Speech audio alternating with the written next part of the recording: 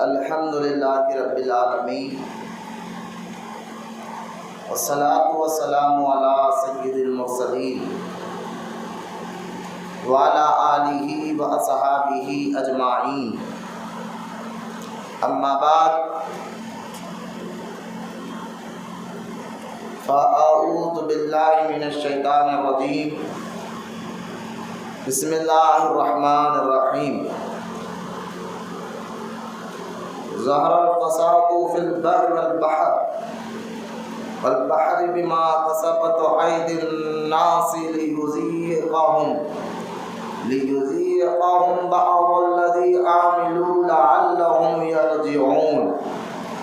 آمنت باللہ صدق اللہ العلی العظیم۔ وقال اللہ تعالی فی شان حبیبہ الکریم، ان اللہ وملائکتہ یصلون علی النبی یا ایھا الذین آمنوا صلوا علیہ وسلموا تسلیما۔ اللہم صل علی سیدنا ومولانا محمد معدن الجود والکرم وعلی آلہ وبارک وسلم۔ صلاۃ و سلام علیک یا رسول اللہ صلی اللہ تعالی علیہ وآلہ وصحبہ وسلم۔ اما بعد، ہر تعریف اور بڑائی صرف اللہ تعالی کے لیے ہے، جو سارے جہان کا مالک ہے، مختار ہے، اور جو سارے جہان کا پالنہار ہے۔ میں اس بات کی گواہی دیتا ہوں کہ اللہ تعالی کے سوا کوئی عبادت کے لائق نہیں، وہ ایک ہے، اس کا کوئی ساتھی اور شریک نہیں۔ اور میں اس بات کی بھی گواہی دیتا ہوں کہ آپ کے اور ہمارے پیارے آقا اور مولا حضور پر نور، رحمت عالم، نور مجسم حضرت سیدنا محمد مصطفیٰ احمد مجتبیٰ صلی اللہ، حضرت سیدنا محمد مصطفیٰ احمد مجتبیٰ صلی اللہ علیہ وآلہ وصحبہ وسلم پر، اہل بیت، صحابہ اکرام، تابعین اور تبع تابعین، اولیاء امت پر قیامت تک بکثرت رحمتیں اور برکتیں نازل فرماتا رہے۔ محبت کے ساتھ سب مل کر ایک مرتبہ درود پاک پڑھ لیجیے۔ اللہم صلی علی سیدنا و مولانا محمد معدن الجود والکرم علی آلہ وبارک وسلم۔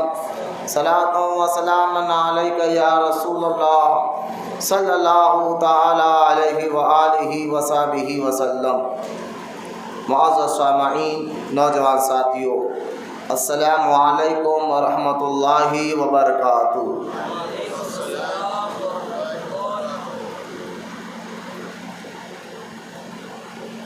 خبر اس کے کہ آج جو اہم موضوع، اہم ٹاپک میں نے جو لیا ہے، فضائل توبہ، اس پر آپ کے سامنے کچھ عرض کروں۔ آئیے سب سے پہلے ہم اور آپ طریق اہل سنت و جماعت کے مطابق درود پڑھنے کی فضیلت اور اس کی اہمیت کو سنتے چلیے۔ حضور نبی کریم رؤوف الرحیم مصطفیٰ جان رحمت صلی اللہ تعالی علیہ وآلہ وصحبہ وسلم نے ارشاد فرمایا، تم لوگ عام دنوں سے زیادہ ہفتے کے دن مجھ پر زیادہ سے زیادہ درود پڑھا کرو، اس لیے کہ ہفتے کے دن یہودی جو ہے معاذ اللہ حضور اکرم صلی اللہ تعالیٰ علیہ وسلم کی شان میں بے باکیہ کرتے ہیں اور کچھ غیر غلط باتیں حضور کی شان میں بولتے ہیں۔ یہودیوں کے نزدیک ہفتے کا دن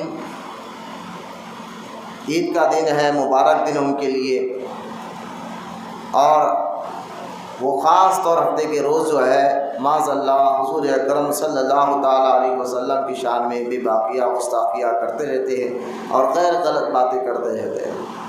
اس لیے حضور اکرم صلی اللہ تعالیٰ علیہ وسلم نے فرمایا تم وہ گستاخیاں کر رہے ہو کہ تم لوگ ہفتے کے دن زیادہ سے زیادہ مجھ پر درود پڑھتے رہو تاکہ تم اللہ اور اس کے رسول کی تعریف بیان کرتے رہو۔ کل ہفتہ ہے انشاءاللہ اس حدیث پر بھی عمل کرتے ہوئے کبھی روزانہ آپ 50 مرتبہ یا 100 مرتبہ درود پڑھتے رہے ہوگے تو خاص طور ہفتے کے دن اس کو تعداد بڑھا کر 500 مرتبہ یا 1000 مرتبہ کر دی۔ یہ حدیث پہ عمل بھی ہو جائے گا جو سرکار نے فرمایا کہ تم لوگ ہفتے کے دن مجھ پر زیادہ سے زیادہ درود پڑھا کرو۔ درود پاک کے بے شمار فضائل میں اکثر ہر جمعہ آپ کو سناتا رہتا ہوں تاکہ آپ اس کی اہمیت اور اس کی فضیلت کو سماعت کرتے چلے اور درود پڑھنے کا شوق اللہ تعالیٰ آپ کے دلوں میں عطا فرمائے۔ درود پڑھنے سے اللہ تعالیٰ گناہوں کو بھی معاف فرماتا ہے، درود پڑھنے سے اللہ تعالیٰ نیکیاں بھی عطا فرماتا ہے، درود پڑھنے سے اللہ تعالیٰ جو ہے مصیبتوں اور مشکلوں کو بھی دور فرماتا ہے۔ درود پاک ایک ایسا وظیفہ ہے جو آپ کو دنیا میں بھی فائدہ پہنچائے گا، قبر میں بھی فائدہ پہنچائے گا اور انشاءاللہ تعالی آخرت میں بھی اس کا فائدہ آپ دیکھیں گے۔ آئیے محبت اور عقیدت کے ساتھ پیارے آقا کریم رؤوف الرحیم صلی اللہ تعالیٰ علیہ وسلم کی بارگاہ اقدس میں درود پاک کا نذرانہ پیش کریں۔ محبت اور عقیدت کے ساتھ پڑھیں بلند آواز سے اللہم صلی علی سیدنا و مولانا محمد معدن الجود والکرم علی آلہ وبارک وسلم صلاۃ و سلام علیک یا رسول اللہ صلی اللہ تعالیٰ علیہ وآلہ وصحبہ وسلم۔ معزز سامعین اکرام، سب سے پہلے تو اللہ تعالیٰ کا شکر ادا کرے کہ اللہ تعالیٰ نے ہمیں دنیا میں بھیجا اور دنیا میں بھیجا تو جانور بنا کر نہیں، حیوان بنا کر نہیں، پہاڑ اور پتھر نہیں بنایا، بلکہ اللہ تعالیٰ نے دنیا میں ہمیں بھیج کر اس کے ساری مخلوق یعنی پہاڑ، جہاڑ، حیوان، جانور، سمندر میں رہنے والے مچھلیاں ہو، آسمان میں اڑنے والے پرندے ہو، یہ جتنے جانور، جتنے اللہ تعالیٰ کی مخلوقات ہے، ان تمام مخلوق میں اللہ تعالیٰ نے انسان کو افضل کہا۔ تو اللہ کا شکر ادا کرے کہ اللہ تعالیٰ نے ہمیں جو ہے نہ پہاڑ بنایا، نہ جھاڑ بنایا، نہ کوئی حیوان بنایا۔ اللہ کا شکر ہے کہ اللہ نے ہمیں انسان بنا کر دنیا میں بھیجا۔ اس پر آپ غور کریں، چاہتا تو پہاڑ بنا دیتا، چاہتا تو جھاڑ بنا دیتا، چاہتا تو جانور بنا دیتا، چاہتا، کیونکہ اللہ تعالیٰ خود فرماتا ہے ان اللہ علی کل شیء قدیر، تو وہ اللہ ہر شے پہ قادر ہے، لیکن اللہ تعالیٰ نے ہمیں انسان بنایا، یہ اللہ کا شکر ہے۔ پھر اللہ تعالیٰ کا اور ایک تو اللہ کا شکر، اللہ کے احسانات ہم پر اتنے ہیں کہ قرآن میں اللہ تعالیٰ فرماتا ہے اگر بندہ میرے احسانات اور میرے نعمتوں کو گننا چاہے تو گن نہیں سکتا۔ تو ان اللہ تعالیٰ کی دی ہوئی نعمتوں میں سے ایک نعمت یہ ہے کہ ہمیں اللہ نے انسان بنایا ہے، اور اللہ تعالیٰ کی دی ہوئی نعمتوں میں سے ایک اور نعمت یہ کہ انسان بنانے کے بعد اللہ تعالیٰ نے ہمیں ایمان کی دولت دی اور ہمیں ایمان والا بنایا۔ ورنہ انسان تو پوری دنیا میں یہودی بھی ہے، عیسائی بھی ہے، کافر بھی ہے، اتنے انسان ہے، ہر ایک کا معاملات، ہر ایک کے طریقے الگ الگ ہے، لیکن اللہ تعالیٰ کا لاکھ لاکھ کا احسان ہے اور اللہ کا لاکھ لاکھ شکر ادا آپ کرتے رہے کہ ایک تو انسان بنایا، دوسرا اللہ تعالیٰ نے ہمیں ایمان کی دولت عطا فرمایا، مومن بنایا، ایمان والا بنایا۔ یہ بھی غور کرنے کی بات ہے، ایمان کی دولت بھی ہر ایک کو نہیں ملتی۔ ہر ایک جو ہے نا ایمان کی نعمت سے مالا مال نہیں ہوتا، یہ اللہ تعالیٰ کا خاص فضل ہوتا ہے، جس کو چاہتا ہے انسان بھی بناتا ہے اور ایمان کی دولت بھی عطا فرماتا ہے۔ ورنہ مجھے بتائیے، اگر اللہ چاہا تو پھر اس دنیا میں کوئی بھی انسان جو ہے کافر، یہودی یا عیسائی نہیں ہو سکتا۔ اگر اللہ چاہتا تو سب کو ایمان والا بناتا، سب کو، کیونکہ اللہ ہر شے پہ وہ اللہ کی طاقت اور قدرت پر آپ کو یقین ہے۔ اللہ تو چاہے تو کون، لیکن اللہ کا لاکھ لاکھ شکر احسان ہے کہ اللہ تعالیٰ نے ہمیں انسان بنایا اور ایمان کی دولت جو ہر ایک کو نے کسی کسی کو دی، ان میں سے اللہ نے ہمیں چنا ہے۔ اور ایک اللہ تعالیٰ کا لاکھ لاکھ شکر احسان یہ ہے کہ ایمان کی دولت بھی دی، انسان بھی بنایا اور ایمان کی دولت بھی عطا فرمائی۔ اور اللہ کا خاص کرم یہ ہے ہم پر کہ اللہ تعالیٰ نے ہمیں انسان بنایا اور ایمان والا بنایا، اور سب سے زیادہ اہم اور خاص کرم اللہ کا یہ ہوا کہ اللہ تعالیٰ نے ہمیں امت محمدیہ میں پیدا فرمایا۔ غور سے ایک بات کو آپ سنتے جائیے، آپ کا ایمان اور عقیدہ انشاءاللہ مضبوط ہوتا رہے گا۔ اس امت میں اللہ تعالیٰ نے ہمیں پیدا فرمایا، اس نبی کی امت میں اللہ تعالیٰ نے ہمیں پیدا فرمایا کہ جس نبی کی امت میں پیدا ہونے کے لیے انبیاء دعا کرتے تھے۔ موسیٰ علیہ السلام کی دعا کا ذکر احادیث پاک میں آتا ہے، کئی انبیاء علیہ السلام کی دعاؤں کا ذکر احادیث پاک میں آتا ہے، جنہوں نے نبیوں نے دعا کی، یا اللہ تو ہمیں نبی نہ بناتا، کاش محمد رسول اللہ کا امتی بنا دیتا۔ تو اللہ تعالیٰ کا لاکھ لاکھ شکر احسان ہے۔ اس کا مطلب یہ نہیں کہ نبی کا رتبہ معاذ اللہ امت محمدیہ کا رتبہ نبی سے بڑھ کر، ایسا نہیں ہے۔ یہ بھی ذہن میں رکھیے آپ، نبی کا مقام اعلیٰ و رفعی ہوتا ہے۔ ایسا ذہن میں نہ لائے کہ حضور کی امت کا مقام و مرتبہ نبیوں سے بڑا ہو گیا، اس لیے تو نبیوں نے دعا کی، نہیں، بلکہ یہ بات ہے کہ نبیوں نے دیکھا کہ اصل میں اللہ تعالیٰ ساری مخلوق میں سب سے زیادہ جس سے محبت کرتا ہے وہ حضور کی ذات محمد رسول اللہ صلی اللہ علیہ وسلم ہے۔ حضور اللہ تعالیٰ کے نبی بھی ہے اور محبوب بھی ہے، فرق ہے دونوں، نبی بھی ہے، رسول بھی ہے اور محبوب بھی ہے۔ تو یہ محبت انبیاء علیہ السلام نے جب حضور سے دیکھی اللہ تعالیٰ کی، تو انبیاء نے بھی رشک کر کر کہا کہ کاش اللہ تعالیٰ ہمیں اس نبی کا امتی بناتا جس نبی کی اللہ تعالیٰ قرآن میں قسمیں یاد کرتا ہے، جس نبی کے قرآن میں اللہ تعالیٰ قسمیں اٹھاتا ہے۔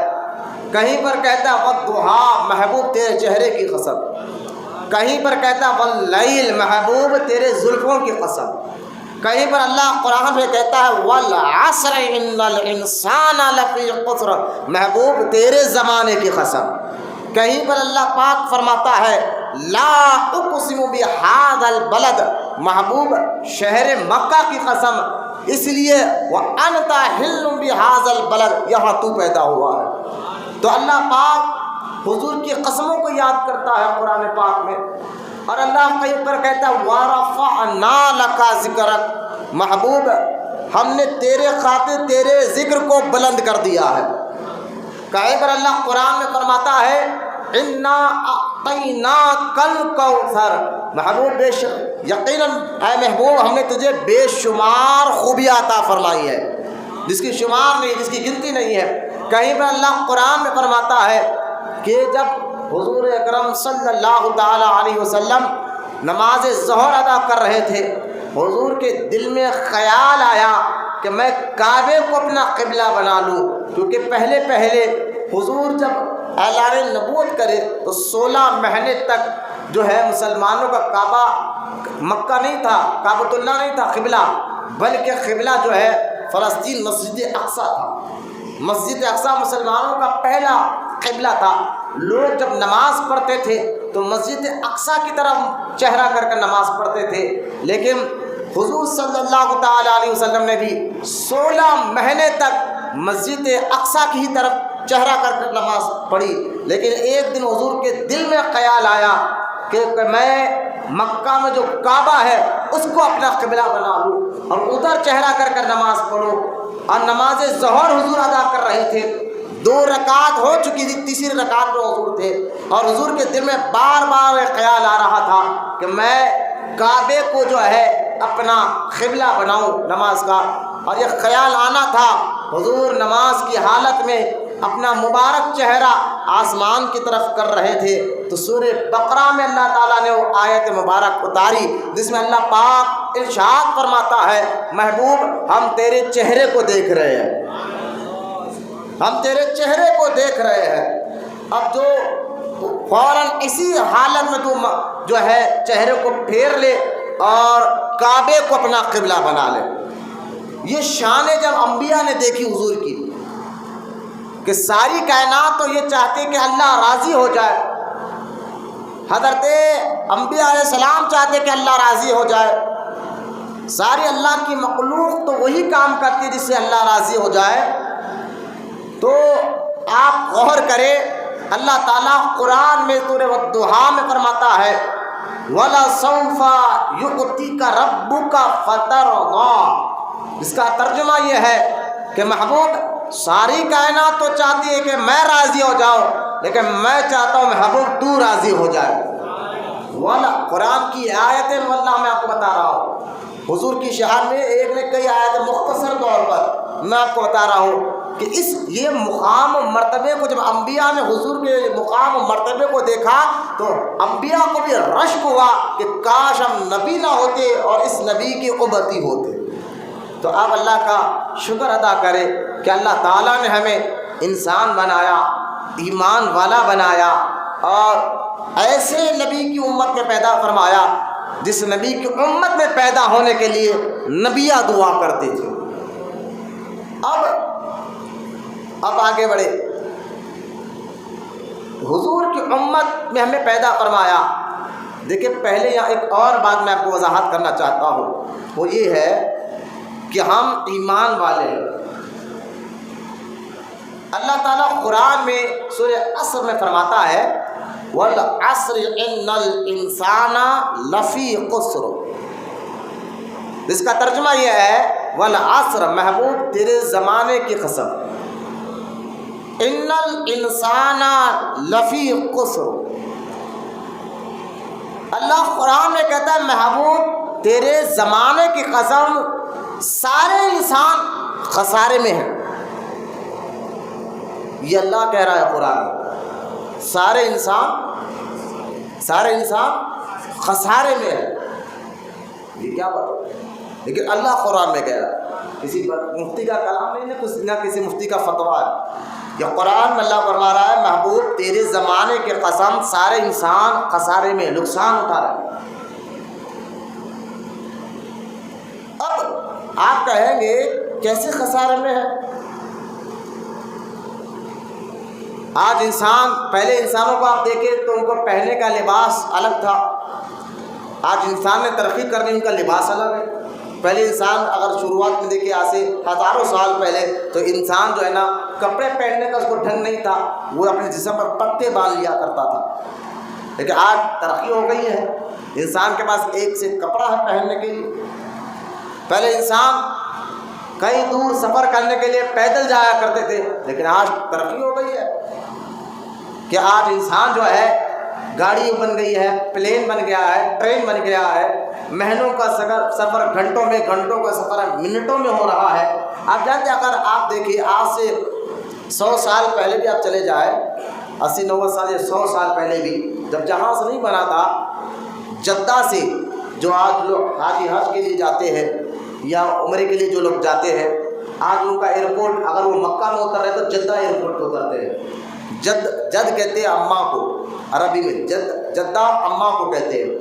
جدہ کو جدہ اس لیے کہا جاتا ہے، مکہ میں جو یہ شہر ہے جدہ، اس کو اس لیے کہا جاتا ہے کہ جدہ میں سارے انسانوں کی ماں حوا علیہ السلام کی مزار ہے، ذہن میں رکھیں، اس لیے اس کو جدہ کہا جاتا ہے۔ تو جدہ میں اترتے ہیں، تو آج جدہ سے حرم شریف جو مکہ جانا ہے کعبۃ اللہ، آج جدہ سے آج کے دور میں کیونکہ ترقی ہو گئی ہے، آج کے دور میں جدہ ایئرپورٹ سے حرم جانے کے لیے 1 گھنٹہ یا 2 گھنٹے لگتے ہیں آج کے دور میں۔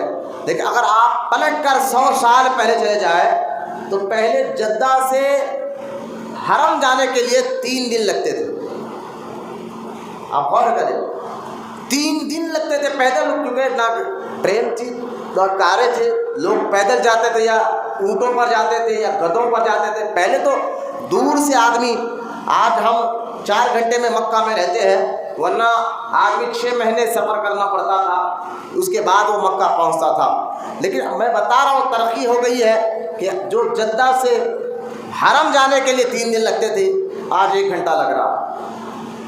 اتنی ترقی ہو گئی ہے، انسان اتنی ترقی کر لیا کہ لباس، کار، ٹرین، جہاز، یہاں تک کہ انسان تو یہ دعویٰ کرتا ہے کہ چاند پر جانے کا، انسان ذہن میں رکھے، انسان چاند پر جانے تک دعویٰ کر رہا ہے۔ انسان نے ٹیکنالوجی اور سائنس کو اتنی ترقی کر لی ہے کہ ایک بندہ 7 سمندر پار امریکہ یا کئی دوسرے ملک میں بیٹھا ہو اور ایک بندہ دوسرے ملک میں بیٹھا ہو، لیکن فون کے ذریعے ویڈیو کال کر لائیو ایک دوسرے کو دیکھ بھی رہے ہیں، بات بھی کر رہے ہیں۔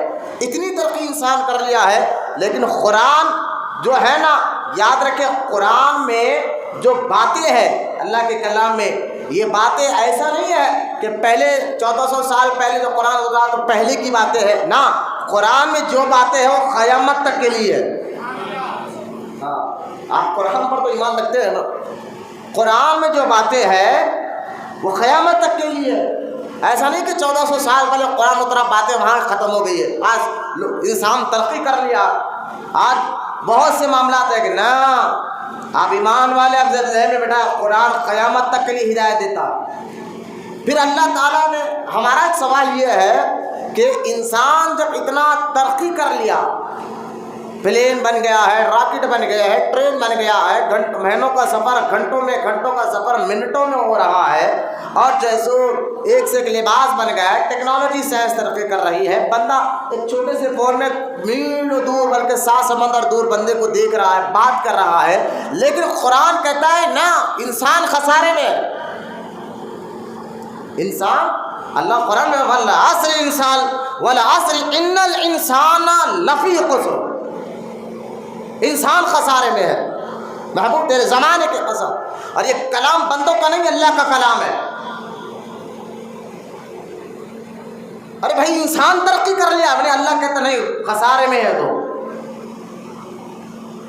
اب ہمارا سوال کیا ہے، مولا جب انسان خسارے میں ہے، نقصان میں ہے، جبکہ بظاہر عقل تو نہیں مان رہی کہ اتنی ترقی ہونے کے بعد انسان خسارے میں کیسے ہوتا ہے، اور دین بڑھتے جائے گا، وقت بڑھتے جائے گا، لوگ اور ترقی کرتے جائیں گے، ترقی اور ہوتے رہے گی، ایک سے ایک ٹیکنالوجی ہو رہی ہے۔ آج تو ابھی جو ہے نا، آپ دیکھیں دبئی میں ایک بالکل سمندر کے پاس ایک برج بنایا گیا، اور اس کے لیے کئی جو برسوں مہینوں کا کام تھا، وہ کئی سالوں میں، جو کئی سال کا کام تھا، کچھ سالوں میں وہ کام بالکل سمندر کے بیچ میں ایک برج بنائے گئی، ہوٹلیں بنائے گئے، روم بنائے گئے، روڈز بنائے گئے، پورا ایک شہر آباد کر دیا گیا۔ ترقی اتنی انسان کر رہا سمندر کے بیچ میں کہ آج اتنا بڑا برج بن جانا، ہوٹلیں بن جانا، یہاں تک کہ میں نے نیدرلینڈ یا سوئٹزرلینڈ میں نے یہ سنا ہے کہ سمندر کے نیچے ایک بہت بڑی ہوٹل بنی ہوئی ہے۔ غالباً یہ جو ہے سوئٹزرلینڈ کا یہ بات ہے، جو لوگ جا کر آئے، آپ دنیا دیکھیے، آپ انٹرنیٹ میں بھی آپ کو معلوم ہوتا، سمندر کے اندر کے حصے میں ہوٹل بنی ہوئی ہے، لوگ اندر جاتے ہیں، چائے پیتے کھاتے ہیں، نیچے کا حصہ ہے یعنی انسان اتنی عقل مند ہو گیا، اتنی عقل انسان کے پاس آ گئی، اتنا ترقی انسان کر لیا ہے، اتنا اونچائی انسان عمل کر رہا ہے، اتنی اونچائی پر انسان جا رہا ہے۔ ارے بھائی آپ ٹیکنالوجی کو آپ غور کریں، اگر کسی ملک میں، جیسا کہ آپ کسی انگریزی ملک میں چلے گئے اور آپ کا ویزا ختم ہو جائے تو آپ روڈ پہ گاڑی چلا رہے ہو، ایک سگنل، جیسا کہ سگنل ہمارے پاس بھی آتا نا، ایک سگنل پہ آپ رکے، اگلے سگنل سے پہلے آپ کو گرفتار کیا جاتا ہے۔ کیوں؟ کیونکہ آپ جس سگنل پہ ٹھہرے آپ کی فوٹو کھینچ جاتی ہے خود بخود، پھر کمپیوٹر پہ جو لوگ وہاں محکمے ہوتے پولیس کے، وہ چیک کرتے کہ یہ فلاں بندہ کا تو ویزا ختم ہو گیا، یہ پھر بھی روڈ پہ پھر رہا ہے، باہر پھر رہا ہے، وقت ختم ہونے والا، تو یہ سگنل سے آنے والے آدھا کلومیٹر سمجھانے کے لیے کہ وہاں اگلے سگنل سے پہلے اس کو پکڑ لیا جاتا ہے اور کہتا ہے بھائی تمہارا تو ویزا ختم ہوگا، تم روڈ پہ پھر رہے ہو۔ یعنی سائنس اتنی ترقی کر رہی ہے، کہاں ایک بندے کا ویزا ختم ہوگا اس کو ایک سیکنڈ میں معلوم کر لیا جا رہا ہے۔ اتنی ٹیکنالوجی اور سائنس ترقی کرنے کے بعد بھی اللہ قرآن میں کہتا ہے نا انسان خسارے میں، والعصر ان الانسان لفی خسر۔ ذہن بنائیے آپ میں کیا کہنا چاہ رہا ہوں، اتنی ترقی کے بعد بھی انسان خسارے میں کیوں ہے؟ اللہ قرآن، آپ کہیں گے نہیں مولانا یہ آیت تو 1400 سال پہلے اتری نا، اس وقت اتنی ترقی نہیں تھی، آج جو ترقی ہے، میں کہہ رہا ہوں یہ آیت قیامت تک کے لیے ہے۔ ہاں یہ آیت قیامت تک کے لیے ہے، 100 سال 200 سال 1400 سال پہلے کے لیے نہیں، کیونکہ اللہ کا کلام قیامت تک لوگوں کو ہدایت دیتے رہے گا۔ آپ نے نہیں پڑھا قرآن میں اللہ فرماتا ہے ھدی للمتقین، ایک آیت میں اللہ فرماتا ہے ھدی للناس، یہ ہدایت والی کتاب ہے جو لوگوں کو ہمیشہ اس کے ذریعے سے لوگوں کو ہدایت ملتے رہے گی، لوگ سیدھے راستے پہ چلتے رہیں گے، یہ قرآن ہے، اس کی وجہ سے ذریعے۔ اور قرآن کے بارے میں آپ نے یہ آیت نہیں سنی، اس میں اللہ خود فرماتا ہے ذالک الکتاب لا ریب فی، اس کتاب میں کوئی شک کی بات نہیں ہے۔ ہم اگر کوئی کتاب لکھ دیں آپ اور ہم، اس کتاب میں غلطیاں ہو سکتی ہے، ہم انسان ہیں، انسان غلطی کرتا ہے، اچھے سے اچھا طریقے سے آپ کتاب کو لکھے لیکن غلطی کر لیتا ہے، غلطی کرنے کے بعد جو ہے ہم سے غلطی، ہم انسان ہیں، لیکن اللہ کا کلام اور اللہ غلطیوں سے پاک، اللہ سے کوئی غلطی نہیں ہو سکتی، اللہ سے معاذ اللہ کوئی ایسا کام نہیں ہو سکتا جو ایک بندہ کر رہا ہے، اس لیے تو وہ رب العالمین ہے۔ اب اللہ کا یہ کلام ہے اور اللہ کہہ رہا ہے ذالک الکتاب لا ریب فی، یہ کتاب میں کوئی شک نہیں ہے، اور اللہ فرما رہا ہے ھدی للناس، یہ کلام یہ کتاب لوگوں کے لیے ہدایت ہے۔ ارے بھائی ہدایت کب ملتی ہے؟ پہلے ہدایت جو ہے آپ مجھے بتائیے، ایک بندہ جو ہے پہلے گاڑی نہیں تھی، ٹرین نہیں تھی، اگر کوئی میپ نہیں تھا، اب کوئی بندہ اس سے راستہ پوچھے، اگر اس کو معلوم ہوتا تو کہتا بھائی ایسا جاؤ، ادھر سے جاؤ، ادھر سے جاؤ۔ اب کوئی بندہ راستہ پوچھے، دیکھیے ترقی اتنی ہو گئی ہے کہ اگر آپ کو معلوم نہیں ہے تو آپ گوگل میپ کے ذریعے سے راستہ پہنچ جاتے ہیں۔ گوگل میپ پہ آپ جس جگہ جانا ہے، میپ پہ آپ کلک کر لے، آپ کو وہ جگہ پہنچ جاتے ہیں، ترقی ہو گئی ہے۔ پہلے دور اور تھا، اب دور اور ہے، ٹھیک ہے؟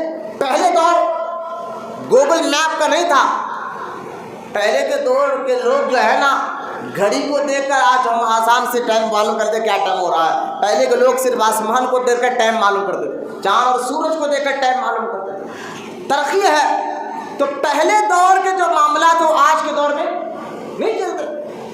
پہلے دور میں لوگ سورج کو دیکھ کر ٹائم بولتے تھے، آج بولے گا نہیں، کیونکہ حالانکہ اچھی چیز ہے، آپ لوگ ایسے آج بھی لوگ ہیں جو آج بھی سورج کو دیکھ کر کریکٹ ٹائم بتاتے، تاروں اور چاند کو دیکھ کر کریکٹ ٹائم بتاتے، یہ ایک علم تھا پہلے کے لوگوں میں۔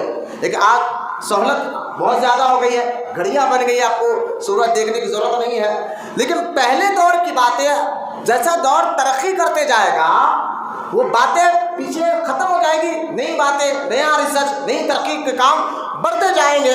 تو قرآن بھی تو آ کے 1400 سال ہو چکا ہے، ذہن میں بٹھائے، ایک مثال دے کر رک کر آپ کو سمجھا رہا ہوں کچھ باتیں۔ تو اب اس کا مطلب یہ نہیں ہے کہ یہ قرآن صرف معاذ اللہ 1400 سال پہلے جو مسلمان تھے ان کو ہدایت دیتا تھا، ان کو راستہ بتاتا تھا، ان کو جو ہے بتاتا تھا کہ صحیح کیا ہے غلط کیا ہے۔ اب تو دور الگ ہے بھائی، اب معاملات الگ ہے۔ اب آپ ماشاء اللہ 1400 سال پہلے کتاب کو لے کر راستہ کیسے بنائیں گے؟ اب تو ترقی اور ہو گئی ہے، نہیں یہ آپ نہیں کہہ سکتے، کیونکہ یہ کلام بندوں کا نہیں اللہ کا کلام ہے، اور اللہ نے قرآن میں فرمایا قیامت تک لوگوں کو ہدایت دیتے رہے گی، کیونکہ ہر چیز کب کیا ہونے والا ہے، انسان کیا کرے گا، کیا ترقی کرے گا، دنیا میں کیا بنا کیا نہیں بنا، سب کا جاننے والا، سب کا جاننے والا کیا ہے؟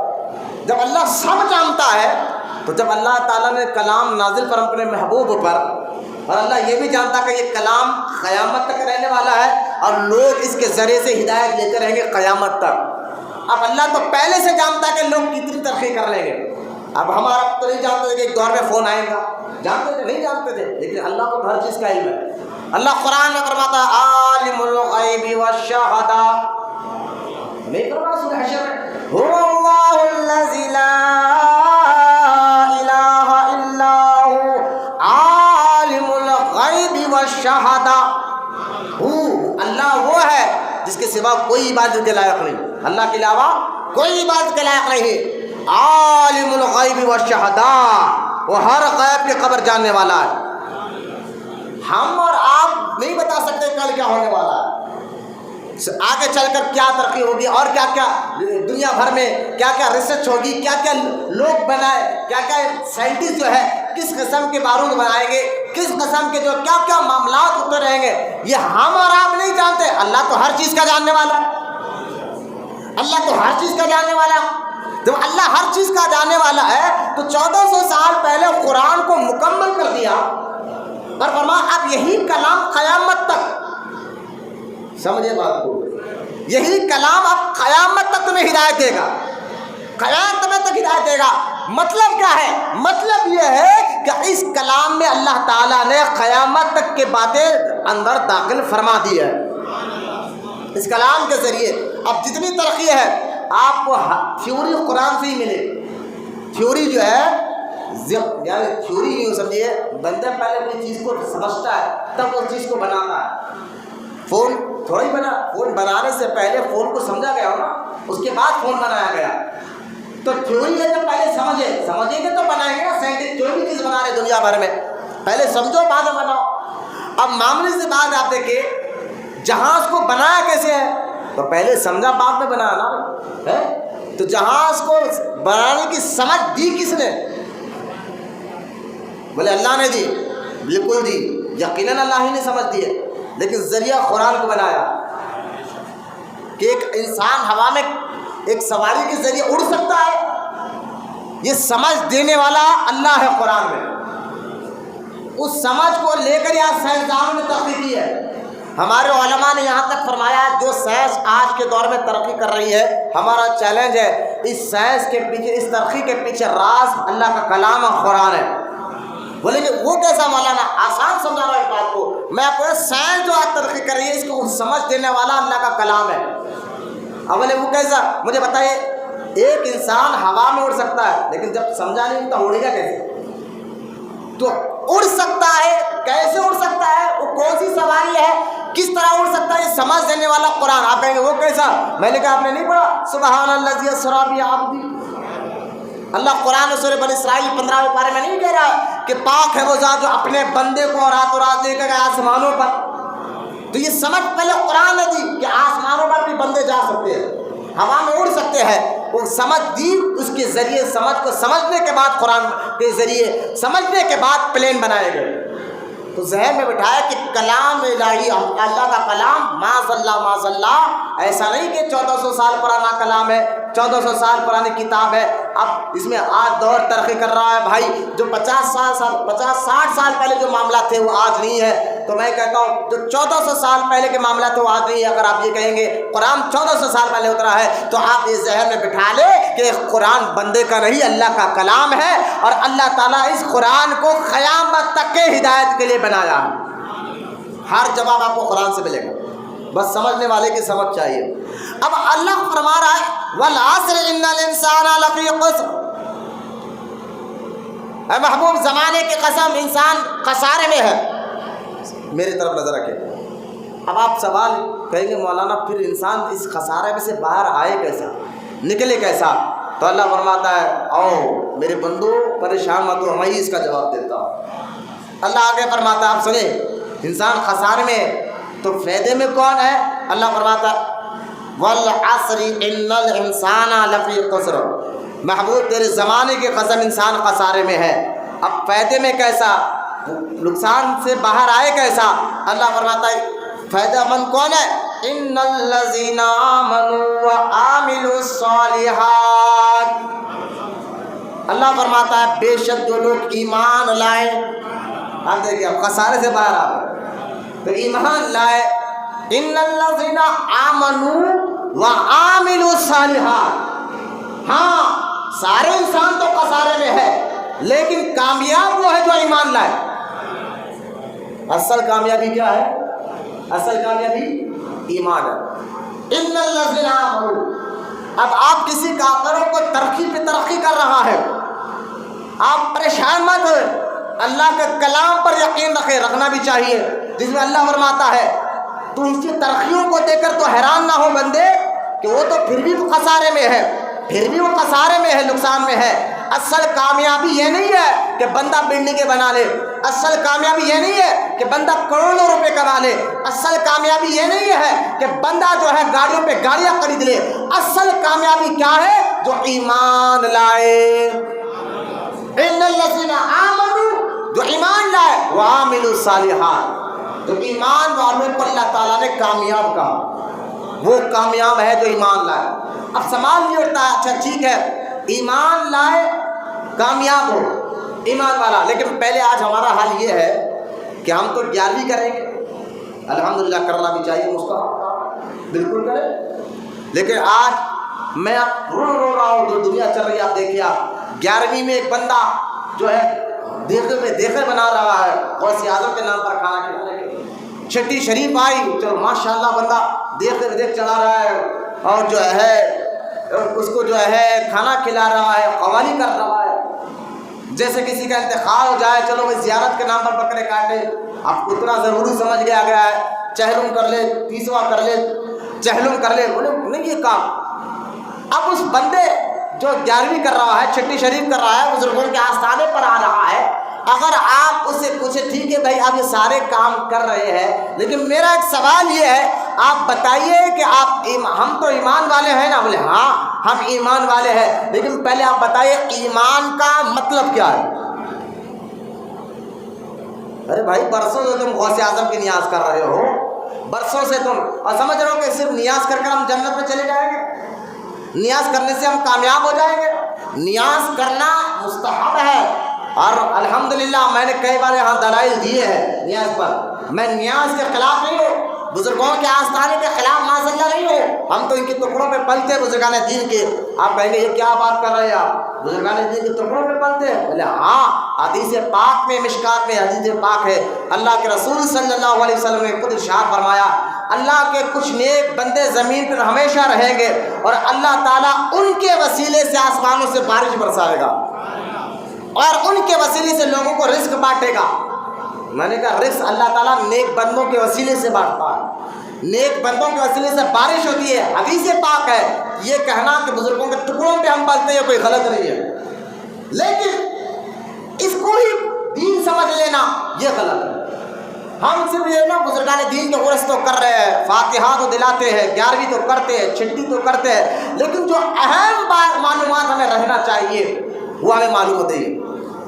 جیسا کہ اللہ فرماتا ہے کامیاب وہ ہے جو ایمان لائے.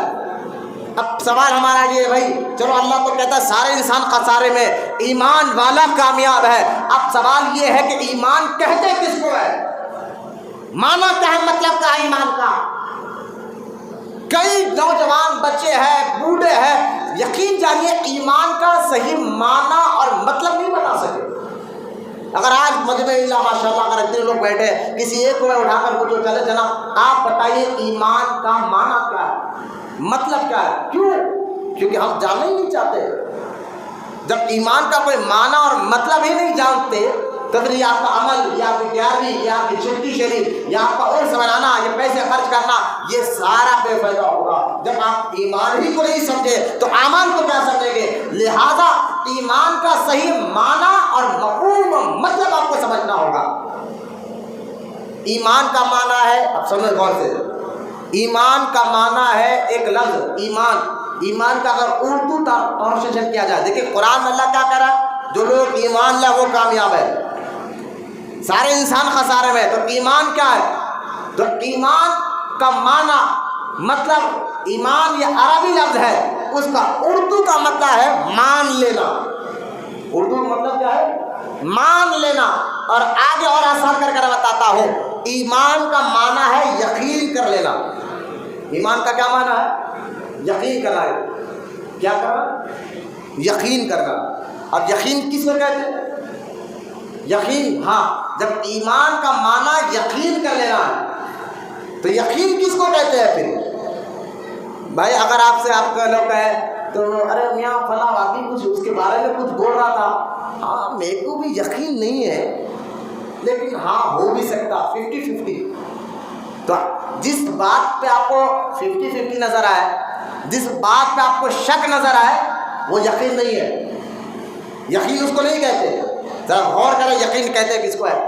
جس بات پہ آپ کو شک ہو، نہیں بھائی وہ جو بات ہے اس بات پر مجھے پورا یقین ہے، تھوڑا تھوڑا یقین ہے، تو وہ یقین مکمل نہیں۔ جہاں پر 50-50 آ جائے، جس بات پر شک آ جائے، جس بات پر 50-50 کا معاملہ آ جائے، ذہن میں رکھے بات کو، اس کو ایمان نہیں کہتے۔ ایمان یقین کو کہتے ہیں، اور یقین اس کو کہتے ہیں جس بات پر 100% بات یقین ہو، جس بات پہ آپ کو شک ہی نہ ہو، جس بات پر آپ کو شک نہ ہو، جس بات پہ آپ کو گمان بھی نہ ہو، تو جس بات پہ گمان نہ ہو، شک نہ ہو، اس کو کہا جاتا ہے یقین۔ ہاں بھائی یقین ہے مجھے، تو یقین کا نام معنی ہے ایمان۔ تو ایمان کا مطلب ہے یقین رکھنا۔ ایمان کا مطلب کیا ہے؟ یقین رکھنا، اور اس میں شک نہیں آ سکتا، اس میں 50-50 نہیں آ سکتا۔ جس بات پہ شک آ جائے، جس بات پہ 50-50 کا معاملہ آ جائے، وہاں جو ہے بات ذہن میں بٹھائے، وہاں ایمان نہیں آ سکتا۔ اور جہاں ایمان 100% ہو جائے، یقین کا درجہ پالے، اس کو ایمان کہا جاتا ہے۔ اور اللہ قرآن میں فرماتا ہے ایمان والے کامیاب ہے۔ تو ہم ایمان رکھتے کس بات پر یقین ہے؟ اللہ ایک ہے، بولو نا سبحان اللہ۔ ہاں بھائی اگر اللہ تو ہے ایک ہے لیکن وہ بھی خدا مانتے ہیں، وہ بھی خدا مانتے ہیں، وہ بھی خدا مانتے ہیں، مجھے تھوڑا شک ہے، وہ ایمان والا نہیں۔ جہاں شک آ جائے وہاں ایمان نہیں، اور جہاں 100% یقین آ جائے وہ ایمان ہے۔ ذہن میں رکھے بات کو۔ اگر کوئی آپ سے سوال کرے اللہ ایک ہے دو ہے، آپ کہیں گے ایک ہے، ایک ہے۔ اچھا اللہ کے ایک ہونے پر آپ کو یقین ہے یا شک ہے؟ آپ کہیں گے یقین ہے، اسی کو ایمان کہتے ہیں، بولو نا سبحان اللہ، اسی کو ایمان کہتے ہیں۔ اور جہاں شک آ جائے وہ ایمان نہیں۔ تو ایمان کا معنی ذہن میں بٹھا لے آپ۔ برسوں ہو گیا کلمہ پڑھ کر، عمریں 60 سال 70 سال ہو گئی ہے، اور ایمان کا مطلب ہی نہیں معلوم ہے، تو ہمیں سارے ہماری نمازیں بیکار، ساری عبادتیں بیکار۔ جہاں ایمان یقین پر آ جائے، ایمان کا معنی معلوم ہو جائے، تو وہ ہوتا ہے یقین، اور یقین جہاں مضبوط ہو جائے اس کو کہتے ہیں کامل ایمان والا۔ اور قرآن میں اللہ فرماتا ہے ایمان والا کامیاب ہے۔ اور ایمان کیا ہے؟ اللہ کو ایک ماننا، اللہ کی ذات و صفات میں تنہا اس کو ماننا، اللہ کو ماننا۔ اچھا ایک بندہ دیکھیں آپ، ایک بندہ اللہ کو ایک مانتا ہے، لیکن آگے سنیں آپ، ایمان کا معنی بتا رہا ہوں میں، صرف اللہ کو ایک ماننے سے ایمان والا نہیں ہوگا۔ اللہ کو تو ایک جو ہے نا، جانتے ہیں آپ، کافر اور مشرک بھی مانتے تھے حضور کے دور میں، وہ کہتے ہیں ہاں اللہ ہے، وہ ایک ہے، مانتے تھے وہ بات ہے، وہ ایک ہے، لیکن وہ تھک گیا، معاذ وہ کہتے تھے مشرک، وہ تھک گیا ہے اور اپنی خدائی، اپنی قدرت جو ہے نا یہ مورتیوں کو دے دیا۔ لہٰذا یہ مورتی ہے یہ اللہ تک پہنچنے کا ذریعہ ہے، تو مورتیوں کو اللہ تک پہنچنے کا ذریعہ مانتے تھے اور مورتیوں کو خدا مان کر ان کی عبادت کرتے تھے۔ ٹھیک ہے، ذہن میں رکھے۔ اور اللہ تھکنے سے پاک، اللہ اونگنے سے پاک، اللہ جسم سے پاک، اللہ نیچے اوپر سے پاک، اللہ دائیں بائیں سے پاک، اللہ اولاد سے پاک. یہ سارے اللہ کو جب ایک مانا تو ساری چیزوں سے ایک مانا ہے. سورہ اخلاص میں آپ نہیں پڑھتے لم یلد ولم یولد، نہ اس کو کسی نے پیدا کیا نہ اس کو کسی نے جنا، لہٰذا نہ ماں باپ سے پاک، اولاد سے پاک، دائیں بائیں سے پاک، نیچے اوپر سے پاک، جسم سے پاک، مکان سے بھی پاک، جگہ سے بھی پاک. لہٰذا وہ اس طریقے سے اللہ کو ماننا وہ ہے اور ایک ہے. لیکن ایک بندہ چلیے 100% یقین اللہ ایک ہے، لیکن ایک بندہ اللہ کو تو ایک مان رہا ہے. غور سے سنیا، وہ کافر بھی مانتے تھے، مشرک بھی مانتے تھے، لیکن ان کو کس کو نہیں مانتے تھے؟ آخرت کو نہیں مانتے تھے، حساب کتاب کو نہیں مانتے تھے، فرشتوں کو نہیں مانتے تھے. وہ فرشتوں کو اللہ کا بیٹا سمجھتے تھے معاذ اللہ. تو ایک بندہ اگر آپ چاہتے کہ ایک ایمان والا کامیاب ہے، اللہ قرآن میں فرماتا ہے، تو ایمان یقین کو کہتے ہیں. یقین کا معنی کہ اللہ کو ایک مانو اور جنت کو مانو، دوزخ کو مانو. آپ سے پوچھے جنت ہے؟ میرے کو یقین تو نہیں ہے. اللہ ہے، یقین ہے، لیکن جنت پہ یقین نہیں ہے، کافر ہو گئے. صرف اللہ کو ایک ماننے سے نہیں، جنت کو بھی ماننا ہوگا، دوزخ کو بھی ماننا ہوگا، آخرت کو بھی ماننا ہوگا، فرشتوں کو بھی ماننا ہوگا، انبیاء کو بھی ماننا ہوگا. یہ ساری باتیں ایمان میں داخل ہوتی ہیں. آپ سورہ بقرہ میں نہیں پڑھتے آمن رسول بما انزل الیہ من ربہ؟ اللہ نہیں فرماتا وَكُلٌّ آمَنَ بِاللَّهِ وَمَلَائِكَتِهِ وَكُتُبِهِ وَرُسُلِهِ. اللہ فرماتا ہے سب پر ایمان لاؤ، سب پر ایمان لاؤ، سارے نبیوں پر، سارے فرشتوں پر، سارے اللہ کی نازل کردہ کتابوں پر، سب پر ایمان لاؤ. تو اگر ایک بندہ جو ہے اللہ کو نہ مانے، فرشتوں کو نہ مانے، جنت کو نہ مانے، دوزخ کو نہ مانے، اور قیامت کے دن کو نہ مانے، آخرت کو نہ مانے، اگر وہ نماز بھی پڑھ لے، عبادت بھی کر لے، وہ مسلمان نہیں ہو سکتا. جیسا کہ آج ہمارے کچھ فلم ہیرو کرتے ہیں، اور بھی اللہ کی بات ہم بھی کرتے ہیں، ہم بھی اللہ کو مانتے ہیں، لیکن ہم حساب کتاب کو نہیں مانتے، قیامت کو نہیں مانتے، آخرت کو نہیں مانتے، جنت کو نہیں مانتے، دوزخ کو نہیں مانتے. لہٰذا ہم جو ہے فرشتوں کو نہیں مانتے تو وہ مسلمان نہیں ہوگا. ایمان کا مطلب ہے جس طرح اللہ کو ایک ماننے میں کوئی شک نہیں ہے، مکمل یقین ہے، اسی طرح جنت پر یقین رکھنا ہوگا، دوزخ پر یقین رکھنا ہوگا، فرشتوں پر یقین رکھنا ہوگا. یہاں تک کہ آپ سننا، جنت دوزخ تقدیر پر یقین رکھنا ہوگا، مرنے کے بعد قبر کے عذاب پر یقین رکھنا ہوگا، اٹھائے جانے کے بعد آخرت میں ذرے ذرے کا حساب اللہ کی بارگاہ میں ہوگا، اس پر بھی یقین رکھنا ہوگا. لیکن ایک بندہ ہے یہ ساری باتوں پر یقین رکھے، لیکن وہ کہے میں جنات کو نہیں مانتا. ایسا ہے؟ ہوا ہے. جنوں کا انکار کرنے والے پیدا ہو گئے. بولے شیطان، انسان، جنات کچھ نہیں ہوتے ہیں، فرشتے کچھ نہیں ہوتے ہیں. جیسا کہ آج بڑے بڑے یونیورسٹی میں سر سید احمد کی کتابیں پڑھائی جاتی ہے. یہ ملحد کون جانتا ہے سر سید احمد، جس کا نام جو ہے، اس کی کتابیں آج بڑے بڑے یونیورسٹی کالج میں پڑھائی جاتی ہے. اپنے بچوں کو نظر رکھے آپ، اسکولوں میں اس کی کتابیں پڑھائی جاتی ہے. جو سر سید احمد تھا کون؟ بولے بھائی نام تو مسلمان والا دکھ رہا ہے، اللہ کو ایک مانتا تھا، ہاں، لیکن یہ فرشتوں کا انکار کرتا تھا اور جنات کا انکار کرتا تھا. بولے جنات کچھ نہیں ہے، فرشتے کچھ نہیں ہے. وہ کہتا نہیں، تمہاری اچھی سوچ فرشتے ہیں، تمہاری خراب سوچ یہی جن ہے. نہیں، سوچ اچھی ہو یا بری، اس سے آپ فرشتے جن پر جو ہے تقاضا نہیں کر سکتے. فرشتوں کا وجود ہے، جیسا ہمارا وجود ہے، آپ ہمارا ہے، ایسا فرشتے بھی ہے. بولو سبحان اللہ. یہ ماننا یہ قرآن ہے. فرشتے ہیں، اللہ نے ان کو اپنے نور سے بنایا ہے. جس طرح آپ کا وجود ہے، آپ کوئی سوچ نہیں، آپ کوئی خیال آپ ہے، اس طرح فرشتوں کا وجود بھی ہے. ایک بندہ اللہ کو مانے، آخرت کو مانے، فرشتوں کو نہیں مانے گا، ایمان والا نہیں ہوگا. تو فرشتے ہیں. اسی طرح جنات کا بھی وجود ہے، جنات بھی دنیا میں رکھے گئے ہیں. ایک صاحب ہے، میں یہ جن جادو کو نہیں مانتا. میرے پاس آتے گئے، نہیں مانتا، آزاد جنات ہوتے ہیں. میں نے کہا ٹھیک ہے، آپ نماز پڑھ رہے، روزہ رکھ رہے، عبادت کر رہے، اللہ کی عبادت کر رہے، اور یہ تو سب کر رہے. میں نے سارے کرنے کے بعد بھی آپ کافر ہو گئے. جن کو نہیں مانو گے تو کافر کیسے ہو جائیں گے؟ میں نے کہا دیکھو بھائی، غور سے سنو، قرآن ہے. بولے ہاں. کس کا کلام؟ بولے اللہ کا کلام ہے. تو قرآن کی ہر بات پر یقین ہے؟ بولے ہاں یقین ہے، رکھنا بھی چاہیے، شک نہیں کرنا چاہیے. اللہ نے خود ذالک الکتاب لا ریب فیہ، یہ وہ کتاب ہے جس میں کوئی شک نہیں، لہذا آپ اس پر یقین رکھنا چاہیے. بولے ہاں. میں نے کہا بس اسی قرآن میں سورہ جن ہے یا نہیں ہے؟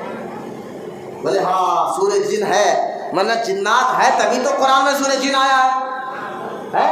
اور جن کا انکار کرنا قرآن کا انکار کرنا، اور قرآن کا انکار کرنے والا کافر ہو جاتا ہے۔ ذہن میں بٹھائیے اس بات کو۔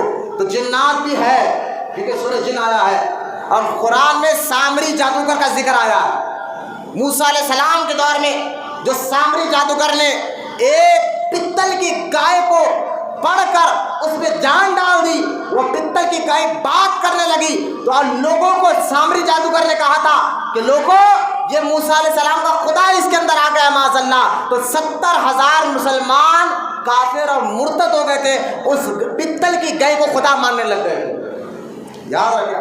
جادو سے اس نے کام کیا تھا نا، کتنے ہزار مسلمانوں کا اسے ایمان برباد کیا۔ لہذا جادو ہے تبھی تو قرآن میں ذکر آیا، اگر نہیں رہتا تو پھر قرآن میں ذکر کیوں آ جاتا؟ تو اس ذہن میں رکھنا ہوگا، ایمان صرف اللہ کو ایک ماننے کے ساتھ ساتھ انبیاء کو ماننا ہے، فرشتوں کو ماننا ہے، جنات کو ماننا ہے، فرشتوں کو ماننا ہے، جنت کو ماننا ہے، دوزخ کو ماننا ہے، قیامت کے دن کو ماننا ہے، حساب و کتاب کو ماننا ہے، اسی کو کہتے ہیں ایمان۔ بولنا سبحان اللہ۔ آپ دیکھیے اللہ نے کیا فرمایا، جو لوگ ایمان لائے، ان الذین آمنوا، جیسے سارے انسان خسارے میں، لیکن ان الذین آمنوا، انا یا الا الذین آمنوا، قرآن میں اللہ جب کوئی بات سے پہلے اللہ کہے نا، اللہ، تو سمجھ جاؤ جو بات اللہ کہنے جا رہا ہے اس میں کوئی شک نہیں، یہ تو اللہ کی کسی بات پہ شک نہیں ہے، اللہ کی کسی بات پہ شک نہیں ہے۔ لیکن ہم دیکھیں نا، اگر آپ نے کوئی دوست کو کوئی خاص بات بتانا چاہ رہے ہیں اور وہ بات جو آپ بتانے جا رہے ہو 100% سچ ہو، تو آپ کہتے ہیں بھائی قسم کھا کر بول رہا ہوں، میری بات یقین کر دو، یقین سے بول رہا ہوں، ایسا ہوا ہے۔ ہم بولتے ہیں دوست کو رشتہ دار ہوا ہے ایسا، تو جس بات کو ہم یقین دلانے کے لیے قسم اٹھاتے ہیں، جس بات کا ہم یقین دلانے کے لیے بالکل چہرے کو ایک دم سیریس موڈ میں آ کر کہتے ہیں میں نے دیکھا ہے، اسی طرح اللہ تعالیٰ کوئی بات، یہ تو ہر بات اللہ کی سچی ہے، لیکن جو بات ہمیں سمجھانے کے لیے اور جس بات میں کوئی شک نہ ہو، کوئی اللہ کی کوئی بات میں شک نہیں ہے، پھر بھی اللہ تعالیٰ بات کو سمجھانے کے لیے قرآن بات سے پہلے کہتا ہے اللہ، لوگوں خبردار سنو جو میں یہ کہہ رہا ہوں یہ بات بالکل سچی ہے۔ اللہ سمجھ جاؤ کوئی خاص بات اللہ کے مسلمانوں سے کہہ رہا، اللہ یا انا قرآن میں آ جائے تو سمجھ جاؤ اہم بات ہے جو اللہ ہمیں بتانا چاہ رہا ہے۔ تو اللہ نے کیا فرمایا، والعصر ان الانسان لفی خسر، سارے انسان خسارے میں، لیکن فرمایا اللہ، بولنا سبحان اللہ، اللہ فرماتا اللہ یعنی لیکن الا الذین آمنوا، لیکن جو ایمان لائے، جو ایمان لائے، اور کہا وعاملوا الصالحات، اب ایمان کا معنی آپ سمجھ گئے نا، وعاملوا الصالحات، اب ایمان کے بعد دوسرا درجہ اللہ نے کہا جو اچھے عمل کرے، ایمان لانے کے بعد اچھے عمل کرے۔ اب یہاں ہمارا حال کیا ہے، عمل، ایمان کا معنی ہم سمجھ گئے، یقین، اب اللہ پر یقین، رسول پر یقین، فرشتوں پر یقین، سارے جنت، دوزخ، جنات، جادو پر یقین، جن جن باتوں میں ہمیں یقین رکھنا اس کو ایمان کہتے ہیں۔ ایمان کے بعد اللہ فرماتا ہے وَعَامِلُوا الصَّالِحَاتِ، جو اچھے کام کرے۔ اب ہمارا کام کیا ہے، ہمارے کو ذہن میں لا دیا۔ دیکھیے یہاں میں آپ کو بتانا چاہتی ہوں، میرا موضوع میں ہٹا نہیں، آج آپ کو توبہ کے بارے میں بتا رہا ہوں، لیکن بنیاد سمجھاتے ہوئے توبہ تک لا رہا ہوں۔ پہلے آپ نیچے سے سمجھتے ہوئے آئیے آپ ہے کون، آپ ایمان والے ہیں، اور ایمان کتنی بڑی دولت ہے، لیکن ان نیچے سے باتوں کو سمجھتے ہوئے اگر آپ توبہ کی طرف آئیں گے تو پھر توبہ کی اہمیت آپ کو سمجھ میں آ جائے گی، توبہ کا مقام مرتبہ آپ کو سمجھ میں آ جائے گا۔ اب غور کریں، وَعَامِلُوا الصَّالِحَاتِ سے مطلب یہاں اللہ نے فرمایا ایمان کے بعد جو کام تم کو کرنا ہے وہ عمل کرنا ہے۔ ایمان کے بعد جو کیا کرنا ہے، عمل۔ تو عمل سے پہلے کیا ہے، ایمان، سمجھ کر، عمل سے پہلے ایمان ہے، ایمان کے بعد عمل ہے، ٹھیک ہے؟ اب سمجھ گئے، عمل سے پہلے ایمان اور ایمان کے بعد عمل ہے۔ اب ایک بندہ عمل تو کر رہا ہے، نماز خوب پڑھ رہا ہے، عمل ہے، روزہ رکھ رہا ہے، خیرات کر رہا ہے، ماں باپ کی خدمت کر رہا ہے، آؤ میرے بچے بن کر لوگوں کی مدد کر رہا ہے، او ہم تم کو آٹو دلائیں گے، کاروبار کرو، ہم تم کو بنڈی پہ ڈال کر فروٹ بیچنے کے لیے پیسے دیں گے، کاروبار کرو، تمہیں کرانہ اسٹور ڈالنے کے پیسے دیں گے، کاروبار کرو۔ ارے بھائی ایک بندہ نماز بھی پڑھ رہا ہے، روزہ بھی رکھ رہا ہے، حج بھی کر رہا ہے، زکوٰۃ بھی دے رہا ہے، ماں باپ کی خدمت بھی کر رہا ہے، لوگوں کی خدمت بھی کر رہا ہے، لوگوں کی مدد بھی کر رہا ہے، اور وہ آپ کہہ رہے ہیں کہ وہ کافر ہے۔ یہ سارے کمال وہابی کر رہے ہیں۔ گلی گلی بدعقیدہ وہابی لوگوں کے ایمان اور عقیدے کو خراب کرنے کے لیے کہہ رہے ہیں چلو بھائی تمہیں نماز سکھاتے ہیں، روزہ سکھاتے ہیں، عمل سکھاتے ہیں، اور تم غریب ہو ہم تم کو آٹو دلا دیں گے، تم اگر کاروبار کرنا چاہتے ہو فروٹ ڈال کر دے دیں گے، تم کرانہ اسٹور ڈالنا چاہتے ہو دے دیں گے، تم سود کا پیسہ لے کر پریشان ہو چلو تمہارا قرضہ ادا کر دیں گے، لیکن ہمارے بات پر عمل کرنا۔ ارے بھائی بہت اچھی بات، کیا نماز پڑھائیں گے ہم آپ کو جماعت میں لے کر جائیں گے، بہت اچھی بات ہے۔ میں کہہ رہا ہوں سنو، یہاں اچھے عمل کو دیکھ کر لوگ پریشان ہو جاتے ہیں کہ یار یہ تو نماز کی بات کر رہا ہے، عبادت کی بات کر رہا ہے، ہماری مدد بھی کر رہا ہے۔ عمل بعد میں ہے، عمل بعد میں ہے، ایمان پہلے ہے، ایمان پہلے ہے، اور اللہ تعالیٰ ایمان والوں کی عبادتوں کو قبول فرماتا ہے۔ ذہن کے بعد اللہ ایمان والوں کی عبادتوں کو قبول فرماتا ہے۔ وہابیہ بدعقیدوں سے ان کے عمل کو دیکھ کر آپ سودا ہرگز نہیں کرنا کہ بہت نماز پڑھتے ہیں یا اچھے کام کرتے ہیں۔ ارے اچھے کام تو کر رہے ہیں لیکن ان کا ایمان یہ ہے کہ معاذ اللہ نبی مردہ ہے، ان کا ایمان یہ ہے معاذ اللہ کہ نبی سے آپ مدد نہیں مانگ سکتے، ان کا ایمان وہابی یہ کہتے ہیں کہ نبی مردہ ہے، وہابی یہ کہتے ہیں نبی ہمارے بڑے بھائی کی طرح ہے، وہابی یہ کہتے ہیں قبر میں جانے کے بعد معاذ اللہ مردہ ہو گئے ہیں، وہابی یہ کہتے ہیں آپ نبی پاک سے آپ مدد نہیں مانگ سکتے، وہابی یہ کہتے ہیں ان کو اللہ نے علم غیب کی بات نہیں دی ہے، جبکہ قرآن میں ایک کئی آیتیں ہیں جس میں اللہ خود کہہ رہا ہے ہم غیب کی باتیں اپنے محبوب کو بتاتے ہیں۔ لہٰذا وہابیوں کے عمل کو دیکھ کر آپ پریشان مت ہو، ان کا ایمان میں کھوٹ ہے، ان کے عقیدے میں کھوٹ ہے، اور ایمان اس کا صحیح نہ ہو ان کی عبادتوں کو اللہ قبول نہیں فرماتا۔ عبادتیں قبول ہونے کے لیے پہلے شرط ہے کہ اس کا ایمان صحیح ہو، اس کا عقیدہ صحیح ہو، عقیدے کے بعد عمل ہے، عمل پہلے نہیں، ایمان پہلے ہے۔ یہ ذہن میں بٹھائیے، فکس کر لیجیے باتوں کو کہ آج میں لڑانے کی بات نہیں کر رہا ہوں، نہ آپ کو جھگڑے کی بات بتا رہا ہوں۔ آج کے دور میں سب سے بڑی دولت ایمان ہے، ایمان کو آپ مضبوطی سے پکڑے رہیے، اور جو نبی کو بڑا بھائی کہے وہ ایمان مکمل نہیں ہوا، کیونکہ خود قرآن کے کئی آیتیں ہیں کہ حدیث پاک ہے صحابہ کرام نے حضور کے رشتہ دار خود مولا کائنات علی مرتضیٰ رضی اللہ تعالیٰ عنہ حضور کے چاچا زاد بھائی تھے، لیکن ساری زندگی مولا علی نے حضور کو بھائی کہہ کر نہیں پکارا، یا رسول اللہ کہہ کر پکارا، یا حبیب اللہ کہہ کر پکارا۔ غور کرنے کی بات ہے، ایمان پہلے ہے، عمل بعد میں ہے۔ خیر میرا موضوع یہ نہیں ہے، میں آپ کو اسی پر گھنٹوں تقریر کر کے بتا سکتا ہوں کہ کئی حوالے آپ کو دے سکتا ہوں کہ ایمان پہلے عمل بعد میں ہے۔ اللہ پہلے ایمان کو دیکھتا بعد میں عمل۔ اگر ایمان مضبوط ہو، عمل میں کمی پیشی بھی رہو، اللہ آپ کو ضرور جنت میں داخل فرمائے گا، لیکن ایمان مکمل نہ ہو، جیسا ایمان رکھنا ویسا مکمل نہ ہو، اور نمازی پرہیزگار عبادت گزار بن جاؤ جیسا ابلیس کی عبادت کتنی تھی، 600 کروڑ برس شیطان نے اللہ کو سجدہ کیا اور اتنے سجدے کیے، لیکن نبی کی تعظیم نہیں کرا دوزخی ہو گیا، نبی کی عزت نہیں کرا دوزخی ہو گیا۔ یہ باتیں ذہن میں بٹھائے۔ خیر اللہ فرماتا ہے الا الذین آمنوا وعملوا الصالحات، جو لوگ ایمان لائے اور اچھے کام کرے، لیکن ہم اسی میں فیل ہے۔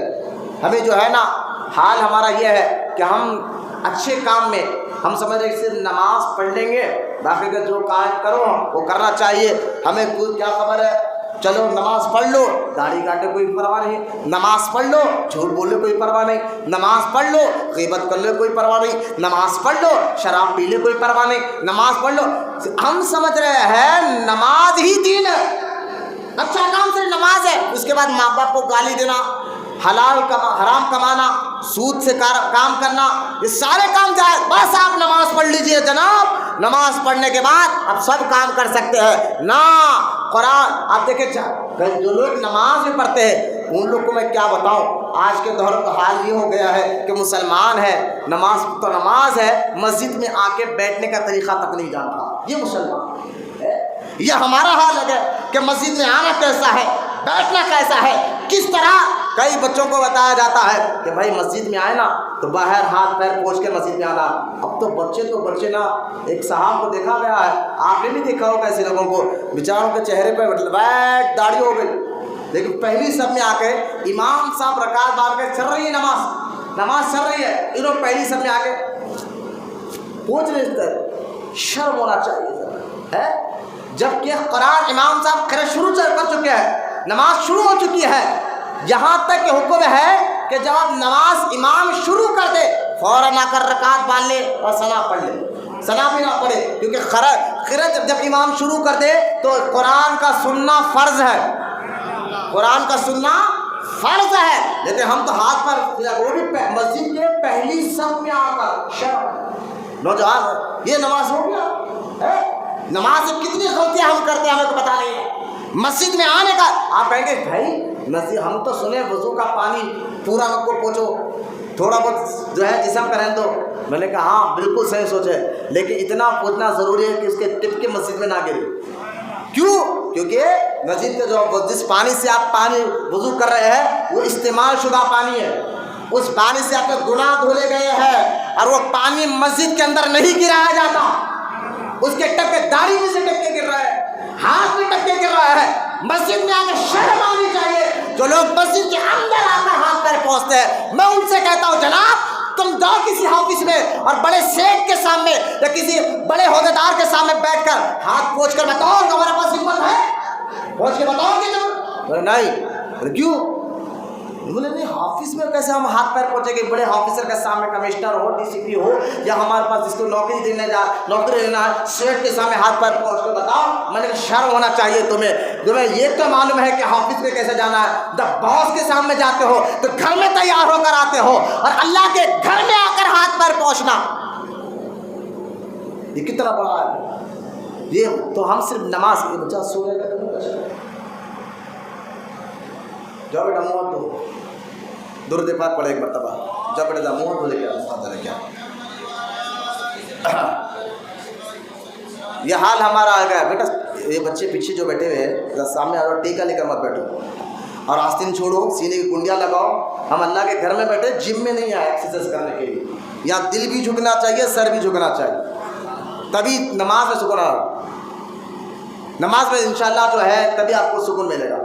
ایسا من چاہیے. دیکھیں میں آپ کو ایک بات بتاتا ہوں، سورہ توبہ آیت نمبر 111 آپ پڑھ کر دیکھیں. سورہ توبہ آیت نمبر 111 10ویں پارے میں اللہ فرماتا ہے ہم نے ایمان والوں کے جنت کے بدلے ہم نے ایمان والوں سے ان کی مال کو بھی خرید لیا اور ان کی جان کو بھی خرید لیا. بولو نا سبحان اللہ.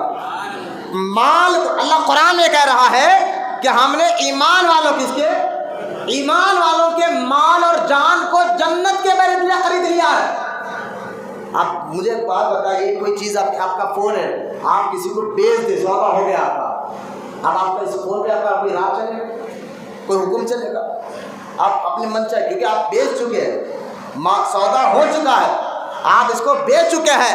اب آپ اس فون پہ آپ کو کوئی کنٹرول نہیں، اس فون پر آپ استعمال نہیں کر سکتے کیونکہ آپ بیچ چکے، سودا ہو چکا ہے. اگر آپ استعمال کر رہے ہیں تو یہ ظلم ہے. دینے کے بعد کہ میں نے نہیں دیا یہ ظلم ہے. سودا ہونے کے بعد کہ میں اس کو نہیں دیتا، ارے بھائی پیسے لے لیے سودا ہو گیا، بولے نہیں اب میں زمین نہیں دیتا، رجسٹری میں نہیں کرتا، ظلم ہے، گناہ ہے، ناجائز ہے. مثال میں دے رہا ہوں. اسی طرح یہ جان اور مال جو پیسہ ہے، اللہ قرآن میں ایمان والوں کے کہہ رہا ہے ایمان والوں تمہارے مال اور تمہاری جان کو میں نے جنت کے بدلے خرید لیا ہے. تو اب یہ تمہاری جان پر تمہارا حکم نہیں چلے گا، اللہ کا حکم چلے گا. تمہارے مال پر تمہارا حکم نہیں چلے گا، میں شراب میں لٹاؤں گا، میں جوئے میں لٹاؤں گا، تمہیں جو ہے میں فلاں کام میں لٹاؤں گا. نہ، اس مال کو اللہ قرآن میں کہتا ہے سورہ ال عمران میں کہ جو تمہارے پاس مال ہے نا، یہ مال اللہ نے اپنے فضل سے تمہیں عطا فرمایا ہے. یہ مال تمہیں اللہ نے اپنے فضل سے عطا فرمایا ہے. تو مال کو من چاہیے طریقے سے خرچ نہیں کر سکتے. اسی طرح یہ جان اللہ کی دی ہوئی ہے اور اللہ نے خرید لیا ہے ایمان والوں سے جنت کے بدلے. تو من چاہی زندگی نہیں گزار سکتے. مسجد میں کیسا آنا ہے؟ من سے نہیں، رب سے کہ پوچھو. مسجد میں بیٹھنا کیسا مان سے نہیں، میرا جسم ہے، میں نماز پڑھنے آ رہا ہوں، میری مرضی نہیں چلے گی، کیونکہ تمہارا سودا ہو چکا ہے، تمہارا سودا ہو چکا ہے تمہاری جان کا، تمہارے مال کا۔ قرآن میں اللہ خود فرما رہا ہے، یہ ایمان والوں کی بات کر رہا ہوں، کافروں سے تمہارے کوئی مطلب ہے بھی نہیں، میں آپ سے بات کر رہا ہوں۔ غور کرے، یہ مال اور یہ جان پر حکم اللہ کا چلے گا۔ زندگی گزارنا کیسا ہے یہ آپ خود طے نہیں کریں گے، کیونکہ آپ کلمہ پڑھ کر اللہ سے وعدہ کر چکے، مولا ہم تجھے ایک بھی مانتے ہیں اور تیرے کہنے پر چلیں گے بھی، ورنہ کلمے کا مطلب ہی کیا ہے؟ کلمہ پڑھ کر بندہ وعدہ کرائے نا اللہ سے، مولا ہم تیری ساری باتوں پر یقین کرتے ہیں، شک نہیں یقین کرتے ہیں، گمان نہیں یقین کرتے ہیں، تیری ہر بات سنیں گے اور مانیں گے، سودا ہم کر چکے مولا تجھ سے، اب تو جو بولے گا کریں گے۔ تو جب اللہ نے تمہاری جان کو خرید لیا، اچھا جان بھی دی ہوئی اسی کی ہے، جنت بھی بنائی ہوئی اسی کی ہے، لیکن کرم دیکھو اس کا، پھر بھی اللہ کہتا ہے تمہاری جان اور مال کو میں نے خرید لیا ہے، تمہارا سودا ہو چکا ہے، اب تو اپنے من چاہی عبادت نہیں کر سکتے، میں جیسا چاہوں بیٹھوں، میں جیسا چاہے نماز پڑھوں، میں داڑھی رکھوں یا نہ رکھوں، میں اسلامی لباس پہنوں یا نہ پہنوں، نہیں، آپ کے جسم پر آپ کی مرضی نہیں، رب کی مرضی چلے گی، آپ کے مال پر آپ کی مرضی نہیں، رب کی مرضی چلے گی، کہاں سے کمانا ہے کہاں سے نہیں کمانا ہے، حلال کیا ہے حرام کیا ہے، یہ آپ خود طے نہیں کریں گے، اللہ نے طے کرا، اور اس کے کہنے پر آپ کو ماننا ہوگا، اور اسی کو تو ایمان کہتے ہیں، اسی کو تو ایمان کہتے ہیں۔ لہٰذا مسلمانوں ایک ایک بات کو ہم غور کریں، لیکن آج ہمارا حال کیا ہے، ہم گناہوں سے اتنے لطف ہو گئے ہیں۔ اب میں آپ کو ایک آیت آپ کو پڑھ کر سناتا ہوں، آپ تھکے تو نہیں نا؟ بولے محبت سے سبحان اللہ، محبت سے بولے سبحان اللہ۔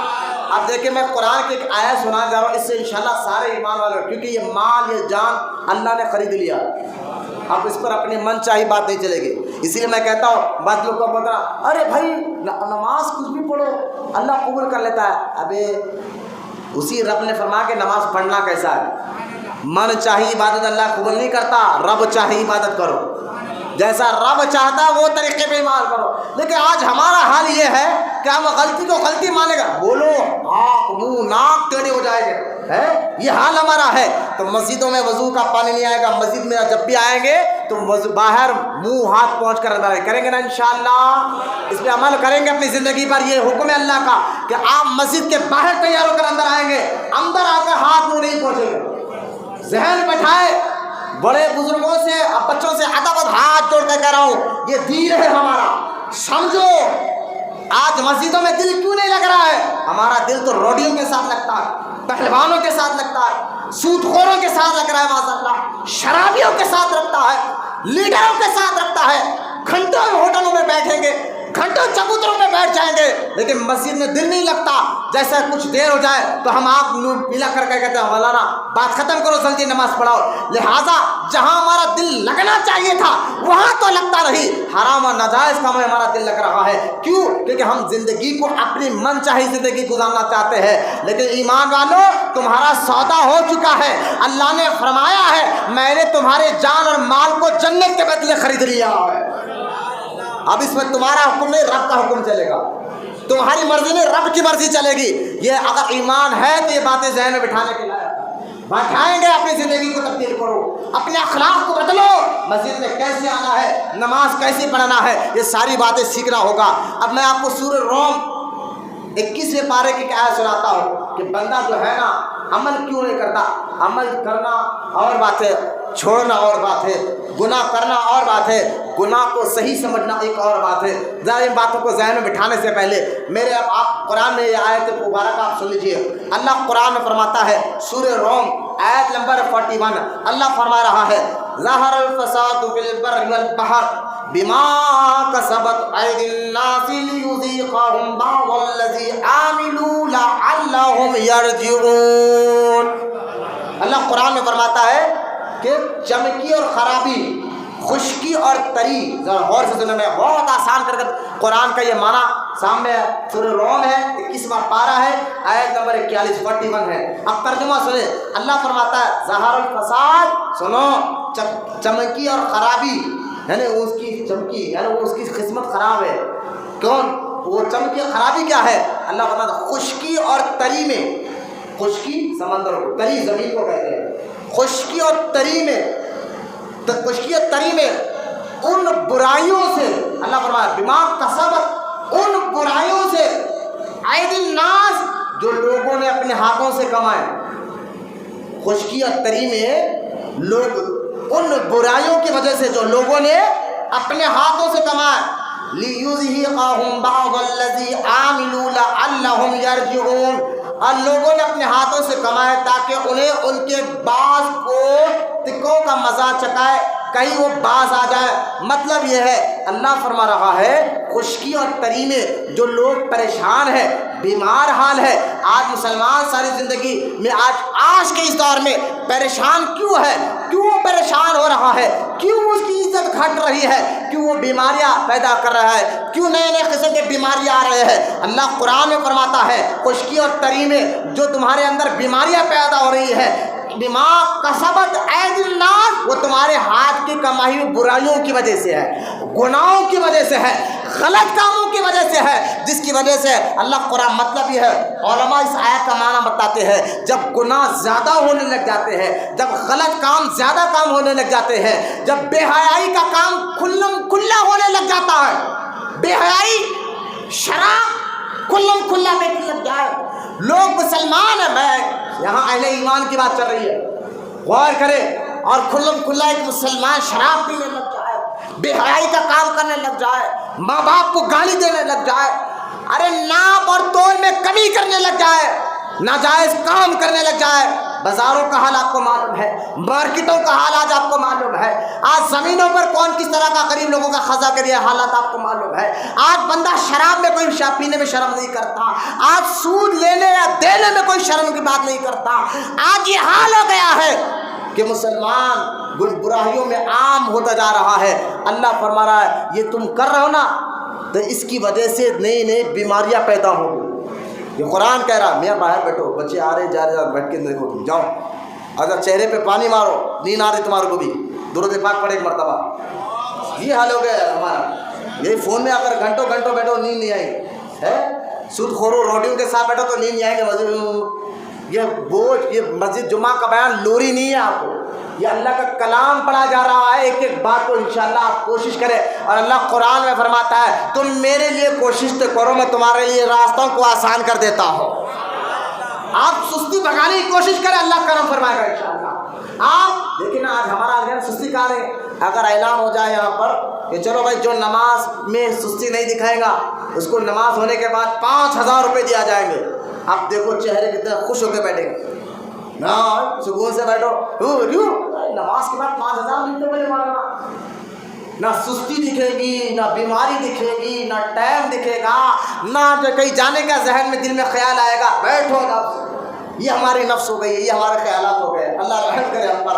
لہٰذا آپ جتنی دیر مسجد میں بیٹھے رہیں گے یہ دنیائی دولت نہیں، آخرت کی دولت یعنی نیکی آپ کو ملتے رہیں گے انشاءاللہ. جو جس میں بارے میں کہا گیا ہے کہ مسجد میں بیٹھے رہنا بھی عبادت ہے. آپ کو نہیں کیا میرے آپ نماز کے انتظار میں بیٹھ رہے ہیں، یہ بھی عبادت ہے. لہٰذا اللہ قرآن میں فرماتا ہے سورہ روم میں کہ بندہ جو برائیاں کرتا ہے اس کی وجہ سے بیماریاں پیدا ہوتی ہے. جو بندہ برائیاں کرتا ہے اس کی وجہ سے بیماریاں پیدا ہوتی ہے. آج مارکیٹوں میں حرام کام ہو رہے ہیں، یعنی ناپ تول میں ہر عیب شدہ کام بیچا جا رہا ہے. معذلات تو ہنر سمجھا جاتا ہے کہ عیب کا کام ہو اور اس کو مارکیٹ میں بیچے، وہ بہت بڑا زبردست تاجر ہے. یارو ایسا غلیظ سے غلیظ کپڑا رہن دو، برا سا برا مال رہن دو، یوں نکال دیتا ہے یوں اچھے مال میں نکال دیتا ہے. یہ دھوکہ دینا عام ہو گئے. اور تعجب تو یہ ہے کہ غلط کو ہم غلط ہی نہیں سمجھ رہے، گناہ کو ہم گناہ ہی نہیں سمجھ رہے ہیں، جبکہ اللہ فرما رہا ہے یہ جو بیماریاں پھیلے گی اور جہاں مسلمانوں کی عزتیں گھٹنے میں آ جائے، تباہ اور برباد ہونے آ جائے، اللہ فرمائے یہ تمہارے اپنے ہاتھ کی کمائی برائیاں ہے جس کی وجہ سے یہ ہو رہا ہے. یہ اللہ کہہ رہا ہے، یہ اللہ کہہ رہا ہے، یہ اللہ کہہ رہا ہے. آپ کہیں گے حضرت آج کے دور میں نیکی کرنا بڑی مشکل کی بات ہے، شیطان کو سفر ڈال رہے. بولے آج کے دور میں داڑھی رکھنا، کرتا پاجامہ پہننا، حلال کمانے سے جو ہے نا گھر نہیں چلتا، پیٹ نہیں بھرا جاتا. میں ان کو کہنا چاہتا ہوں جو لوگ یہ ذہن بنائے کہ حلال کمانے سے پیٹ نہیں بھرے گا، حلال کمانے سے گھر نہیں چلے گا. آج داڑھی رکھے، کرتا پاجامہ پہنے، لوگ گرا کر دیکھیں گے. کئی لوگ مارنے پہ آ جائیں گے، میں ان کو کہوں گا سنو، یہ داڑھی ہو، سر پر امامہ ہو، حلال روٹی ہو اور دین پر عمل کرنا ہو، تم لوگ یہ ذہن میں بٹھا لو، یہ باتیں صرف اللہ کی رضا کے لیے جو بندہ کرتا ہے، جو بندہ اللہ کے لیے باتیں کا عمل کرتا ہے، اللہ اس کو کہیں پر بھی رسوا ہونے نہیں دیتا، کیونکہ اللہ کا وعدہ ہے، اور تم غلط ہو سکتے ہو، ہم غلط ہو سکتے ہیں، اللہ کا وعدہ کبھی غلط نہیں ہو سکتا۔ جب اللہ تعالیٰ نے تمہیں قانون بتایا ہے، رسول پاک کے ذریعے بتا دیا ہے زندگی گزارنا کیسا ہے، تم اپنی من چاہی زندگی نہیں گزار سکتے، تم دیر دین پر شیطانی وسوسہ دماغ سے ہٹاؤ، خیالات ہٹاؤ اور عمل کرنے والے بنو، پھر دیکھو اللہ تمہیں کامیابی ضرور عطا فرمائے گا۔ ارے بھائی داڑھی رکھیں گے نا کام کاروبار نہیں کر سکتے مارکیٹ میں، کیوں؟ بولے جھوٹ بہت بولنا پڑتا۔ واہ واہ بھائی واہ، آپ کو میں نے آپ کو معلوم ہے کہ میں جھوٹ بولتا ہوں، اور آپ یہ سمجھو کہ داڑھی رکھے تو جھوٹ نہیں بولنا پڑتا، داڑھی رکھے تو بھی جھوٹ جھوٹ ہے، نہ رکھ کر بولے تو بھی جھوٹ جھوٹ ہے۔ کسی نے کہا آپ کو کہ داڑھی والا جھوٹ بولا تو بہت بڑا گناہ، بغیر داڑھی والا جھوٹ بولا تو یہ جھوٹ نہیں ہے؟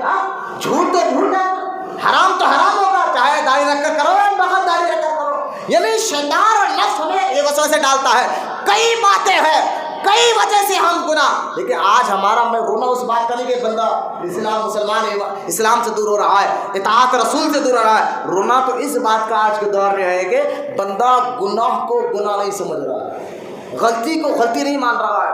آپ دیکھیں قرآن میں اللہ نے تمہارے گناہوں کی وجہ سے بیماریاں پھیل رہی ہے، اور اس کا علاج کیا ہے؟ گناہوں کا علاج ہے کیا؟ گناہوں کا علاج توبہ ہے۔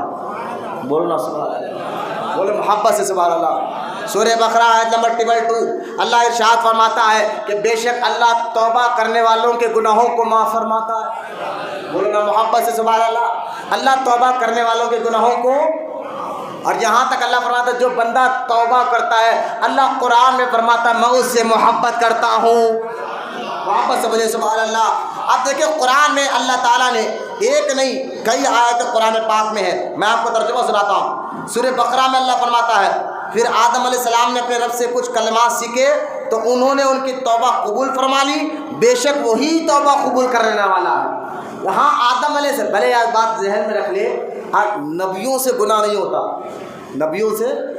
نبیوں سے سو مل کر نبیوں سے اور فرشتوں سے گناہ اگر کوئی نبی کو یا فرشتے کو گناہ گار کہے گناہ اس سے بھی ہوتا ہے تو وہ کافر ہو جائے گا، وہ کافر ہو جائے گا۔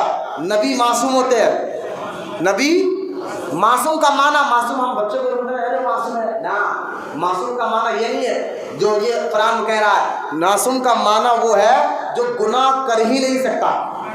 گناہ تو نبیوں سے گناہ، فرشتوں سے گناہ، اور یہ یقین رکھنا یہ ایمان ہے، یہی ایمان ہے، اس کو یقین رکھنا ہوگا۔ اگر آپ کہیں گے نہیں مولانا پھر قرآن میں ہے نا آدم علیہ السلام سے گناہ ہوا، وہ جنت سے زمین پر آئے، ہے نا، اس کا مطلب وہ تو آدم علیہ السلام بھی تو نبی ہے نا، تو اس کا معنی سنیں آپ، یقیناً آدم علیہ السلام سے گناہ نہیں بھول ہوئی، کیا ہوئی؟ بھول، کرنے کچھ چاہتے تو ہو گیا کچھ، کبھی آپ کے ساتھ بھی ہوتا نا، آپ کرنا کچھ چاہتے ہو جاتا کچھ۔ آدم علیہ، اچھا وہ بھول بھی خود سے نہیں ہوئی، شیطان نے وہ بھول کروایا آپ سے۔ جیسا کہ آپ دیکھیے ایک راستے سے آپ جا رہے ہیں اور شہر میں جو ہے نا تالاب ہے، آپ راستے سے چلے گئے، لیکن آپ کا دشمن بولے ہاں انہیں روز ہی راستے سے جاتا، اب اس کو پانی میں گرانا کیا کرنا، وہ راستے کو چکنا کرو تاکہ انہیں جب جائے پھسل کر تالاب میں گر جائے، ہے نا، تو آپ کا دشمن کیا کر رہا، وہ راستے کو چکنا کر دیا یا کچھ ایسی چیز کر دیا تاکہ آپ پھسل کر تالاب میں گر جائے۔ تو آدم علیہ السلام کو تو چاہتے تھے کچھ اور، لیکن ابلیس جو سارے انسانوں کا دشمن ہے، صرف آدم کا آپ کا ہمارا بھی دشمن ہے، اس نے اس طرح کام کیا کہ آپ کرنا کچھ چاہتے تو ہو گیا کچھ، ورنہ نبیوں سے گناہ نہیں ہوتا۔ اور وہابیوں نے قرآن میں یہ لکھا ہے معاذ اللہ کہ اللہ تعالیٰ نے حضور کے گناہوں کو معاف کیا ہے۔ ارے جب میرے آقا علیہ السلام سارے نبیوں کے نبی ہیں، جب آدم سے گناہ کسی نبی سے گناہ نہیں ہو سکتا، ہمارے آقا سے گناہ کیسے ہو سکتا ہے؟ یہ فرق ہے سنی اور وہابی میں، یہ فرق نہیں کہ وہ فاتحہ دلاتے ہیں ہم فاتحہ دلاتے ہیں انہوں فاتحہ نہیں دلاتے، فاتحہ درود کا مسئلہ نہیں ہے، یہ ذہن میں آپ کے بات ہے تو نکال دیجیے گا کہ انہوں فاتحہ نہیں دلاتے ہم دلاتے ہیں، فاتحہ درود کا مسئلہ نہیں ہے۔ انہوں نے ہمارے نبی کی شان میں گستاخیاں کی اور کتابوں میں لکھا ہے کہ معاذ اللہ کہ نبی سے گناہ ہوا ہے، اور ہم کہتے ہیں نا نبی گناہوں سے معصوم ہوتے ہیں۔ بولا نا سبحان اللہ۔ ارے بھائی جو نبی لوگوں کو ہدایت کرنے آئے، لوگوں کو سیدھا بات ہے، وہی غلط کام کرے تو لوگ کیا اس کی بات مانیں؟ مجھے بتائیں۔ اس لیے نبی کا معصوم ہونا ضروری ہے، اگر وہ خود بچا ہوا ہے تو ابھی تو ہم ان کی بات مانیں گے نا۔ اب ایک ماشاء اللہ ایک جواری ہے، خود جوا کھیلتا ہے اور آپ کا ارے میاں جوا نہیں کھیلنا، اب بولے ارے بھائی جا پہلے تو خود پہلے بچ، بعد میں ہمارے کو ہے نا۔ تو جو لوگ ہدایت کرنے آتے ہیں نا وہ گناہوں سے بچے رہتے ہیں۔ جب ایک نیک آدمی جب گناہ سے بچ کر دوسروں کو بچاتا ہے تو لوگ ان کی بات کو ایکسیپٹ بھی کرتے ہیں، مانتے بھی ہیں۔ تو نبی تو سارے لوگوں کی ہدایت کے لیے آتا ہے، ان سے گناہ کیسے ہو سکتا ہے؟ لہذا آدم علیہ السلام کے بارے میں جو قرآن میں آیا ہے وہ گناہ نہیں، بھول تھی، چوک تھی، تو شیطان نے ان سے کروائی، شیطان نے ان سے کروائی۔ اور سنو، آدم کو کسی کہنے والے بزرگ نے کیا خوب کہا، آدم کو آسمان سے اتارنے کا تو ایک بہانہ تھا۔ رسول محمد سے کسی بزرگ نے کیا خوب کہا، آدم کو آسمان سے اتارنے کا تو ایک بہانہ تھا، اصل رب کو اپنے محبوب کی محفل سجانا تھا۔ تو خیر آدم علیہ السلام اگر زمین پر نہیں آتے تو حضور ہمیں کہاں ملتے؟ کیونکہ جنت میں کوئی بچہ پیدا نہیں کر سکتا، جنت ہے جنت، اور آدم دم جنت میں تھے۔ تو آدم علیہ السلام جنت سے زمین پر آئے، تبھی تو اماں ہوا سے شادی ہوئی، انسان ہوئے، ان کے ذریعے سے حضور ہم تک آئے۔ لہٰذا آج یہ محفل جو سجی ہوئی ہے، آدم زمین پر نہیں ہے تو سجدی کہاں تھی؟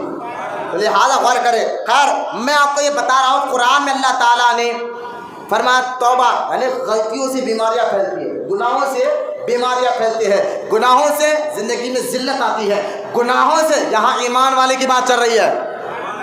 اور پہلے دیکھیں گناہ ہے کیا، اس کی وجہ سے کیا کیا ہوتا ہے، بیماریاں گناہوں کی وجہ سے، ذلت گناہوں کی وجہ سے، لوگوں کے سامنے ہم ذلیل ہو رہے ہیں، وجہ گناہ ہے، لوگ ہمیں گرا کر دیکھ رہے ہیں، وجہ گناہ ہے، آج کافر ہم پر مسلط ہو رہے ہیں، ظالم سے ظالم بادشاہ ہم پر حکمرانی کر کر ہمیں نیچا دکھا رہا ہے، ہمیں دین سے دور کرنا چاہتا ہے، وجہ گناہ۔ وجہ کیا ہے؟ کیونکہ اللہ تو قدرت والا ہے، طاقت والا ہے، مجھے بتائیے چاہتا تو ایک سیکنڈ میں ظالموں کو مٹا سکتا ہے یا نہیں مٹا سکتا؟ مٹاتا ہے۔ لیکن اللہ قرآن میں کہتا ہے یہ تمہیں پر ظالم لوگ آ رہے ہیں نا، ایک سے ایک ظالم، کہیں آ کر پردوں کو کہہ رہا ہے کہ پردہ ہماری ماں بہنیں پردہ نہ کرے، پردوں پر پابندی لگائی جا رہی ہے، مساجد پہ پابندی لگائی جا رہی ہے، آگے اللہ نہ چلے داڑھی پر پابندی لگ جائے، اللہ نہ کرے آگے چل کر ٹوپیوں پر پابندی لگ جائے، اللہ نہ کرے آگے چل کر مسجد میں آنے پر پابندی لگ جائے، اللہ ان تمام سے محفوظ رکھے۔ لیکن آپ جانتے ہیں ایسے ظالم سے ظالم لوگ ہم پر حکمرانی کر رہے ہیں اور ہم پر غیر غلط باتیں تھوپ رہے ہیں۔ میں آپ سے کہنا چاہتا ہوں کہ سنو، یہ ظالم حکمران ہم پر مسلط کرے کیوں جا رہے ہیں، اس کی وجہ سورہ روم میں اللہ کہتا ہے تمہارے غلطیوں کی وجہ سے، تمہارے گناہوں کی وجہ سے، تم جو غلط کام کر رہے ہو اس کی وجہ سے بیماریاں پیدا ہو رہے ہیں، اس کی وجہ سے جو ہے آج تم ذلیل رسوا ہو رہے ہو، آج تم نیچے پستی میں گرتے جا رہے ہو۔ اگر اس سے بچنا چاہتے ہو اللہ تمہیں ترقی عطا فرمائے، اللہ تمہارے اوپر سے ظالم حکمرانوں سے دور کر دے، اور اللہ تمہیں دنیا میں بھی ترقی دے اور آخرت میں ترقی دے۔ اگر ترقی چاہتے ہو تو اللہ فرماتا ہے آؤ میری بارگاہ میں توبہ کر لو، بولو نا محبت سے سبحان اللہ۔ اور اللہ قرآن میں کہتا ہے توبہ کرنے والوں سے اللہ راضی بھی ہوتا، محبت کرتا ہے، بولو نا سبحان اللہ۔ سورہ بقرہ آیت نمبر 2 آپ اٹھا کر دیکھیں، میں نے آیت نکالی ہے لیکن وقت زیادہ ہو جائے گا، میں آپ کو جو سمجھانا چاہتا ہوں اس پر میں تیزی سے لکھ جانا۔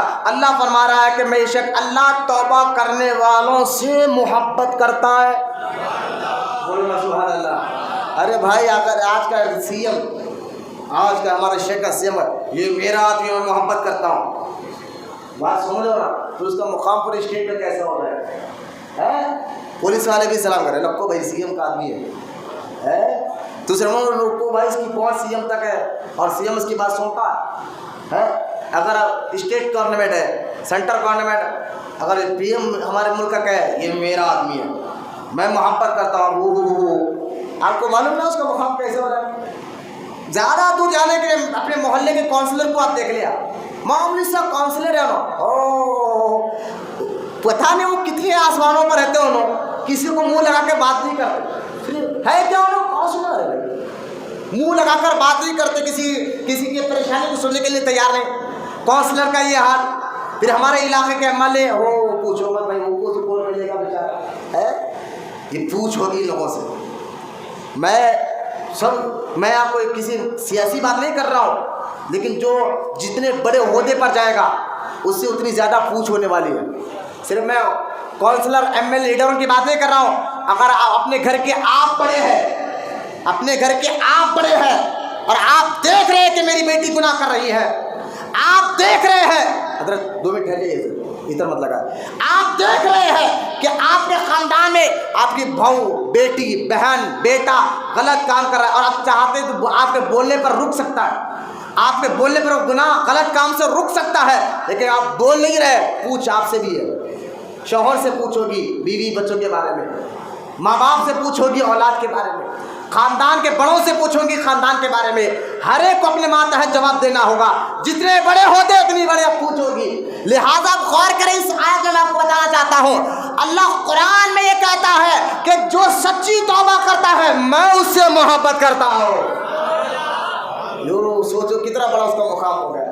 توبہ کرو اللہ کو راضی کرنے کے لیے، اور جس سے اللہ، جو بندہ سچی توبہ کرے اللہ اس کی توبہ کو، توبہ کرنے والے کی تو محبت کرتا ہے۔ ایک اور جگہ اللہ فرماتا ہے کہ الا الذین تابوا واصلحوا وبینوا فاولئک اتوب علیہم وانا التواب الرحیم، مگر وہ لوگ جو توبہ کر لے، اپنی اصلاح کر لے، جو احکام الہی آپ تک چھپاتے رہے، ظاہر کر دے، تو میں اللہ ایسے لوگوں کی توبہ قبول فرماتا ہوں، اور میں ہی بہت توبہ قبول فرمانے والا ہوں۔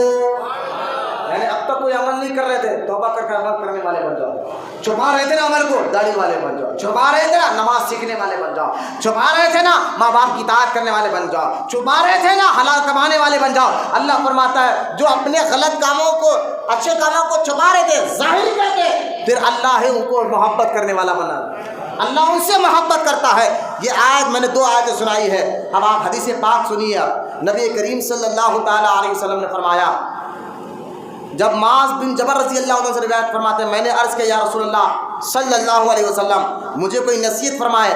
آپ صلی اللہ علیہ وسلم نے ارشاد فرمایا، جہاں تک ممکن ہو اپنے اوپر اللہ تعالیٰ کا خوف لازم کر لو، اور ہر حجر اور شجر کے پاس اللہ کا ذکر کرتے رہو، پہاڑوں کے پاس، پتھروں کے پاس، کہ جہاں آپ ذکر کر رہے ہیں نا وہ جگہ گواہ ہو جاتی ہے۔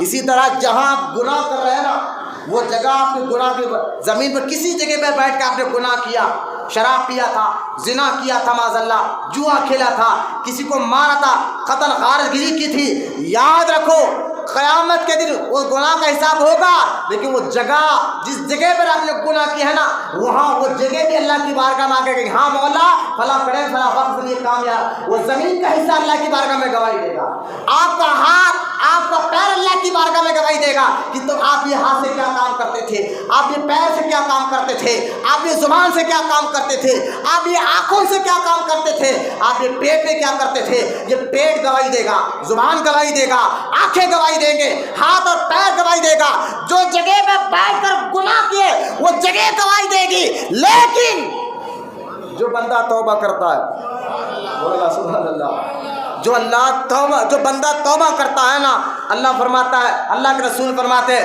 پھر اللہ تعالیٰ ان جگہوں سے گناہوں کو مٹا دیتا ہے، جس جگہ پر بندہ گناہ کرا تھا وہ جگہ سے گناہ مٹا دیتا ہے، زمین کو بھلا دیتا ہے، ہاتھ کو بھلا دیتا ہے، آنکھوں کو بھلا دیتا ہے، سارے جسم کو کہتا ہے خاموش رہو، اس نے مجھ سے توبہ کر لیا، میں نے اس کی توبہ قبول فرما لی ہے۔ گناہوں سے توبہ، جس کو اللہ کا بندہ محبوب ہو جاتا ہے اللہ کا۔ اور حدیث پاک میں سرکار دو عالم علیہ السلام نے فرمایا، علانیہ اگر آپ نے گناہ کیا تو علانیہ توبہ کرو، خفیہ گناہ کیا تو خفیہ توبہ کرو۔ یہ حدیث پاک ہے، نبی کریم صلی اللہ تعالیٰ علیہ وسلم نے ارشاد فرمایا۔ اور یہاں تک کہ سرکار دو عالم صلی اللہ تعالیٰ علیہ وسلم فرماتے ہیں کہ اپنے گناہوں پر شرمسار ہو کر توبہ کرنے والا، گناہوں کا احساس ہے توبہ کرنے والا، اللہ کی طرف سے اس کی رحمت کا منتظر ہوتا ہے، اور متکر گناہوں پر اڑنے والا، گناہوں کو اچھا سمجھنے والا اللہ کے غضب کا انتظار کر رہا ہے۔ یعنی گناہ کو گناہ سمجھ کر کرنے والے کا پھر بھی اللہ رحم فرما کر اس گناہ کو معاف کر دیتا ہے، لیکن گناہ کر بھی اکڑے، سود کر رہے بھائی خاموش رہو، ہم سود کا کاروبار کریں، ہمیں کو نہیں بولنا، اماں کو ایسے ہی بولوں گا، میرے کو نہیں بولنا، گناہ پر اکڑنے والا، حدیث میں سرکار ہے پھر اللہ کا غضب اس پر آتا ہے۔ اللہ غضب فرماتا ہے جو گناہ بھی کرے اور اکڑے بھی، گناہ بھی کرے تکبر بھی بتائے، اللہ اس پر غضب فرماتا ہے۔ آپ دیکھیں جو توبہ کرتے ہیں نا، کیوں آپ دیکھیے میں آپ کو سناتا ہوں، ذوالنون مصری رحمۃ اللہ تعالیٰ علیہ، بہت بڑے بزرگ ہیں مصر میں، ذوالنون مصری رحمۃ اللہ تعالیٰ علیہ، وہ فرماتے ہیں میں ایک بار تالاب کے کنارے سے جا رہا تھا، تالاب کے کنارے سے جا رہا تھا، تو میں نے دیکھا کہ ایک تالاب سے مینڈک باہر آیا، اور سنے بچے، مینڈک باہر آیا اور اس مینڈک کی پیٹھ پر بچھو بیٹھ گیا۔ میں حضرت ذوالنون مصری فرماتے ہیں یہ تو عجیب معاملہ ہے، مینڈک تالاب سے باہر آیا اور تالاب کے کنارے بچھو تھا، وہ بچھو مینڈک کی پیٹھ پر بیٹھ گیا، اور وہ مینڈک جو ہے اس بچھو کو تالاب پار کرا رہا ہے، مینڈک لے جا رہا ہے تالاب میں سے۔ حضرت ذوالنون مصری کہتے ہیں میں پریشان ہو گیا کہ یار یہ عجیب معاملہ ہے قدرت کا کہ ایک مینڈک جو ہے بچھو کو اپنے پیٹھ پر بٹھا کر تالاب کے پار کرا رہا ہے، چلو کچھ نہ کچھ تو وجہ ہوگی۔ حضرت ذوالنون مصری فرماتے ہیں میں اس تالاب کے اس کنارے پہنچا اور میں نے دیکھا وہ مینڈک نے اس بچھی کو تالاب کے ایک کنارے سے وہ کنارے چھوڑا، اور وہ بچھو اس کنارے زمین پر آیا، کچھ دور گیا، میں بھی پیچھے گیا، میں نے دیکھا ایک جھاڑ کے نیچے ایک آدمی لیٹا ہوا ہے اور اس کے سینے پر سانپ بیٹھا ہوا ہے، وہ آدمی سو رہا ہے اور اس کے سینے پر سانپ بیٹھا ہوا ہے، اب ڈھسے گا، لیکن وہ آدمی سو رہا ہے، ڈھسنے والا تھا، لیکن یہ بچھو گیا اور سانپ کو ڈھسا، بچھو گیا اس سانپ کو ڈھسا اور وہ سانپ نیچے گر کر مر گیا، اور یہ بچھو پھر اپنی جیسا راستے سے چلے گا۔ حضرت ذوالنون مصری فرماتے ہیں یار یہ آدمی تو اللہ کا بڑا نیک ہوگا بندہ، اتنا بڑا نیک بندہ کہ اللہ اس کی حفاظت کے لیے بچھو کو بھیجے، یہ واقعی نیک بندہ ہوگا۔ ذوالنون مصری کہتے ہیں میں نے اس کو اٹھایا تو میں دیکھ کر حیران ہو گیا، وہ بندہ جھاڑ کے نیچے سونے والا کوئی عابد نہیں تھا، عبادت گزار نہیں تھا، وہ تو ایک شرابی تھا، شراب کے نشے میں آ کر دودھ ہو کر سو رہا تھا۔ میں حیران ہو گیا۔ ذوالنون مصری کہتے ہیں یا اللہ یہ کیا راز ہے کہ ایک شرابی ہے، شراب کے نشے میں لیٹا ہوا ہے، اور اس کو تو نے اس طرح کا معاملہ پیش کیا۔ تو غیب سے آواز آئی ذوالنون مصری ہم صرف نیک بندوں کی حفاظت نہیں کرتے، گناہگار بندہ گندا ضرور ہے تو میرا بندہ ہے نا، بولا نا محبت سے سبحان اللہ، فرماتے ہیں ہم اس کی بھی حفاظت کرتے ہیں۔ اور جب وہ بندہ اٹھا نا نیند میں سے، دیکھو اتنے بڑے